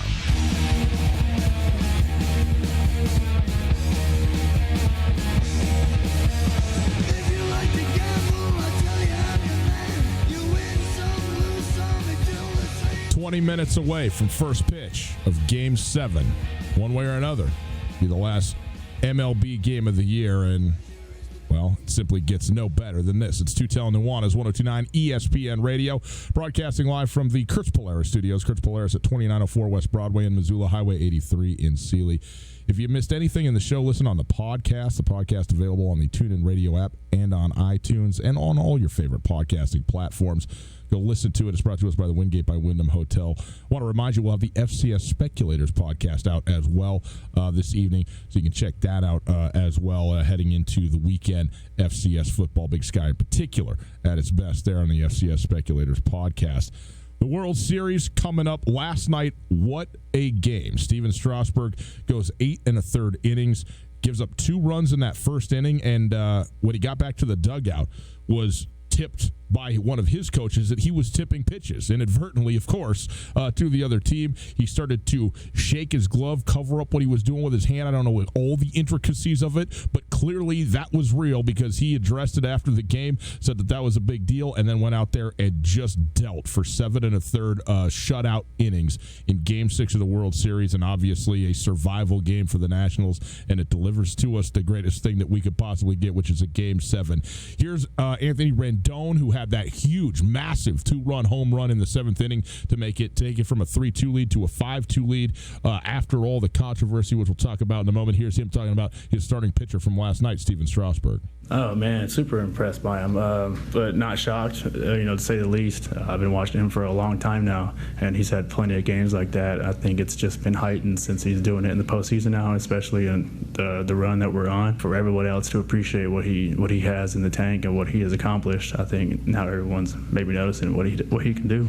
Tell you what, Strasburg was at his best in the moment when it was needed. That's what separates some level of greatness out. I mean, he let's put it like this: Justin Verlander, unquestionably the better of these two over the course of their career and even over the course of the regular season. But when it came time to get right down to it, it was Strasburg who had it. And Verlander, by the way, was not bad last night, but he wasn't great. Strasburg was great, and it was remarkable to watch him go and do what he did. And now tonight, we get the matchup that we've been waiting for with Zach Greinke on one hand and Max Scherzer on the other. Now, I realize Greinke probably the number 3 guy, but it's a team that's got 3 aces. So, take your pick. You want to go Garrett Cole, you want to go Justin Verlander, you want to go Zach Greinke. And then the dude for the Washington Nationals, Max Scherzer, when he couldn't go in Game 5, I said this earlier, I was absolutely jaw dropped. I mean, nonplussed that he was not able to go in Game 5 of all of the guys. He has, the most overt competitive ace-like, give me the baseball mentality that you could imagine. And in the last home game of a World Series, for him not to go was stunning to me. And we find, after the fact of just how much pain he was in and what he was dealing with, for him to be ready to go tonight is actually something of a mini miracle. But how about that for Nats fans? That what he couldn't accomplish in Game 5, who do you have on the mound? The guy you would absolutely want to give the baseball to, and Max Scherzer for Game 7. Here he is talking about it. What you look for. So for me, I need to get him. I'm in my pregame routine right now, and that's where I'm just at. Anyway, here we go. There you go. Pretty businesslike. He's not going to spend a lot of time answering questions today. No, not until after the game, and probably only if it's a win for Washington. Right now, you're going to get a lot of short sound bites from Max Scherzer. Jose Altuve, he has been sensational this entire postseason, this entire season. I mean, I love watching Altuve play. They obviously won the World Series 2 years ago, 2017. Here he is on what it would mean to win a second one. Means a lot, because the first one didn't know how to react. It was like a dream come true. Now we know. Now we know it's big for the city, it's big for us, and that's the reason why we want to go out there and make it happen again. So there you go. The seventh game of the World Series. In Game 6, so much has been made of the controversy that took place, the judgment call of the umpire to call out Turner on what appeared to be a hit and an error that moved him to second and a base runner to third. It would have been second and third, no outs. He gets called out by the home plate umpire for interference. Now, let's be clear on what he was not called out for. He did run on the grass for about 4 steps on the infield, heading from the batter's box. Now, he's a right-handed batter, so he's already, the angle is on the inside of that first base line, and the swing kind of brings him through, and he's able to, run up. He ran more or less straight towards the bag, but it still took him on the infield grass. But that was not the issue. That's not what he was called out for. It was certainly not interference with the throw itself. Trey Turner was called out because he hit the glove of the first baseman, which allowed the ball to go by, and him to take second on what was initially or perceptibly an error. Was it interference or not? Was he doing something that was intentionally either by leaning into it, which clearly that wasn't the case, or by taking a line that he didn't need to take to make the first baseman struggle to make the catch? And actually, I mean, he obviously did impede the catch. I mean, there's no question of what he did running into the mitt. The question is, was it his fault or his intent to do so? I think it's kind of a toss-up. I don't know the answer to that. I think he ran in a pretty straight line. I know that just about everybody has come down on the side of that's a bad call.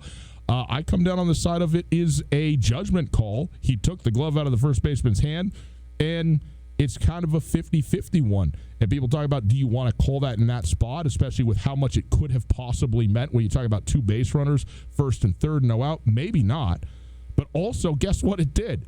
It created an absolute melee, a 4-minute plus delay while they have the rule reread to them from New York, while they don't disallow a game under protest by Washington as a result of it being, in fact, a judgment call, which you cannot protest. And what happened? Pitcher gets cold. Rendon, he gets warm, gets up there, and yanks a 2-run shot out. And as they say, all's well that ends well, at least for the Washington Nationals. it all ends well for me because we get a Game 7, and I can't wait. 6:08, the first pitch on this thing, and we obviously will have it for you, coming up in just about a minute from now. Game 7, is there anything better than that? The one thing I'm going to be looking for tonight, I think everybody will be looking for, how does Max Scherzer look physically? He could not even get dressed, couldn't get out of bed 3 nights ago in Washington, D.C. for what was going to be the biggest game of his life. This will be the biggest game of his life. And is he going to be able to be loose enough to do what he does? But we know that he's a competitor. He's a beast. And, by the way, the road team, 6-0. Can you make it a clean sweep for the Roadies? We'll find out soon enough, but there's nothing more fun than this. Enjoy Game 7, boys and girls. Thanks for being with us. It's Tutel Nuanez on ESPN Radio. Check out the FCS Speculators podcast. Going to be out a little later on today, and we appreciate you all being with us. We'll be back on Thursday. Talk about what happened in Game 7. Continue to get you set for the college football weekend. Good night.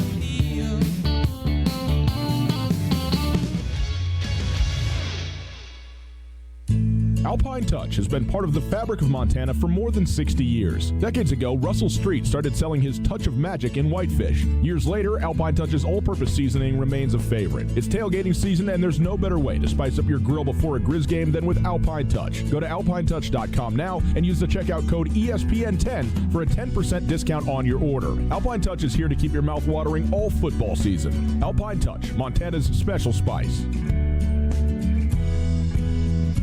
Hi there, it's Les Schwab Tires. You know, we've been helping keep folks safe on the road around here since 1952. That's why you can save up to $152 on a set of 4 select light truck and SUV tires during our fall tire sale. So swing by or book an appointment at leschwab.com. Les Schwab Tires, doing the right thing since 1952. Limited time offer while supplies last. Discount depends on tire size and type. Cannot be combined with other offers. Details at leschwab.com. On Russell, across from the fairgrounds.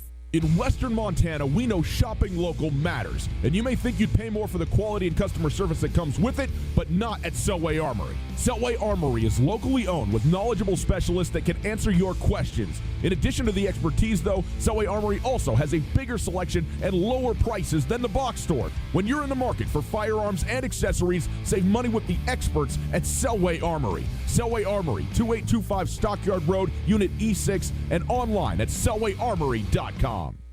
No matter how far you may go, there's always one just down the road. Town Pump, who'll pump it up. Looking for something refreshing but different? Stop by your local Town Pump. They've got the perfect refreshers. White Claw, Truly, and Smirnoff Seltzer 12-pack cans, $14.99. And Cook's 1.5 liter, only $10.99. Find all your refreshments at Town Pump, right down the road. Town Pump, right down the road. Pump it up, yeah.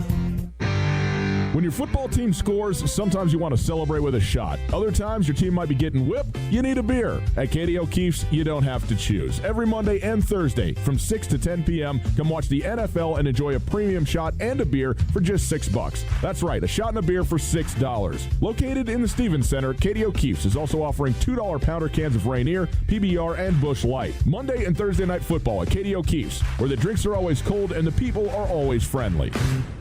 Help protect our community from prescription drug misuse, abuse, and overdose on National Prescription Drug Take-Back Day. This Saturday, you can turn in your unused or expired medications at the Grizz game. Just look for the DEA booth at the parking lot near the entrance of the stadium. If you can't make it to the game, go to MissoulaCounty.us for a list of Dropbox locations in Missoula. This event is brought to you by Curry Health Center, Save Kids Missoula at Foundation for Community Health, and the Prescription Drug Task Force, a coalition of Missoula City County Health Department. ESPN Radio for Western Montana, KKVU HD3 Stevensville, and 102.9 FM on K275BS Missoula.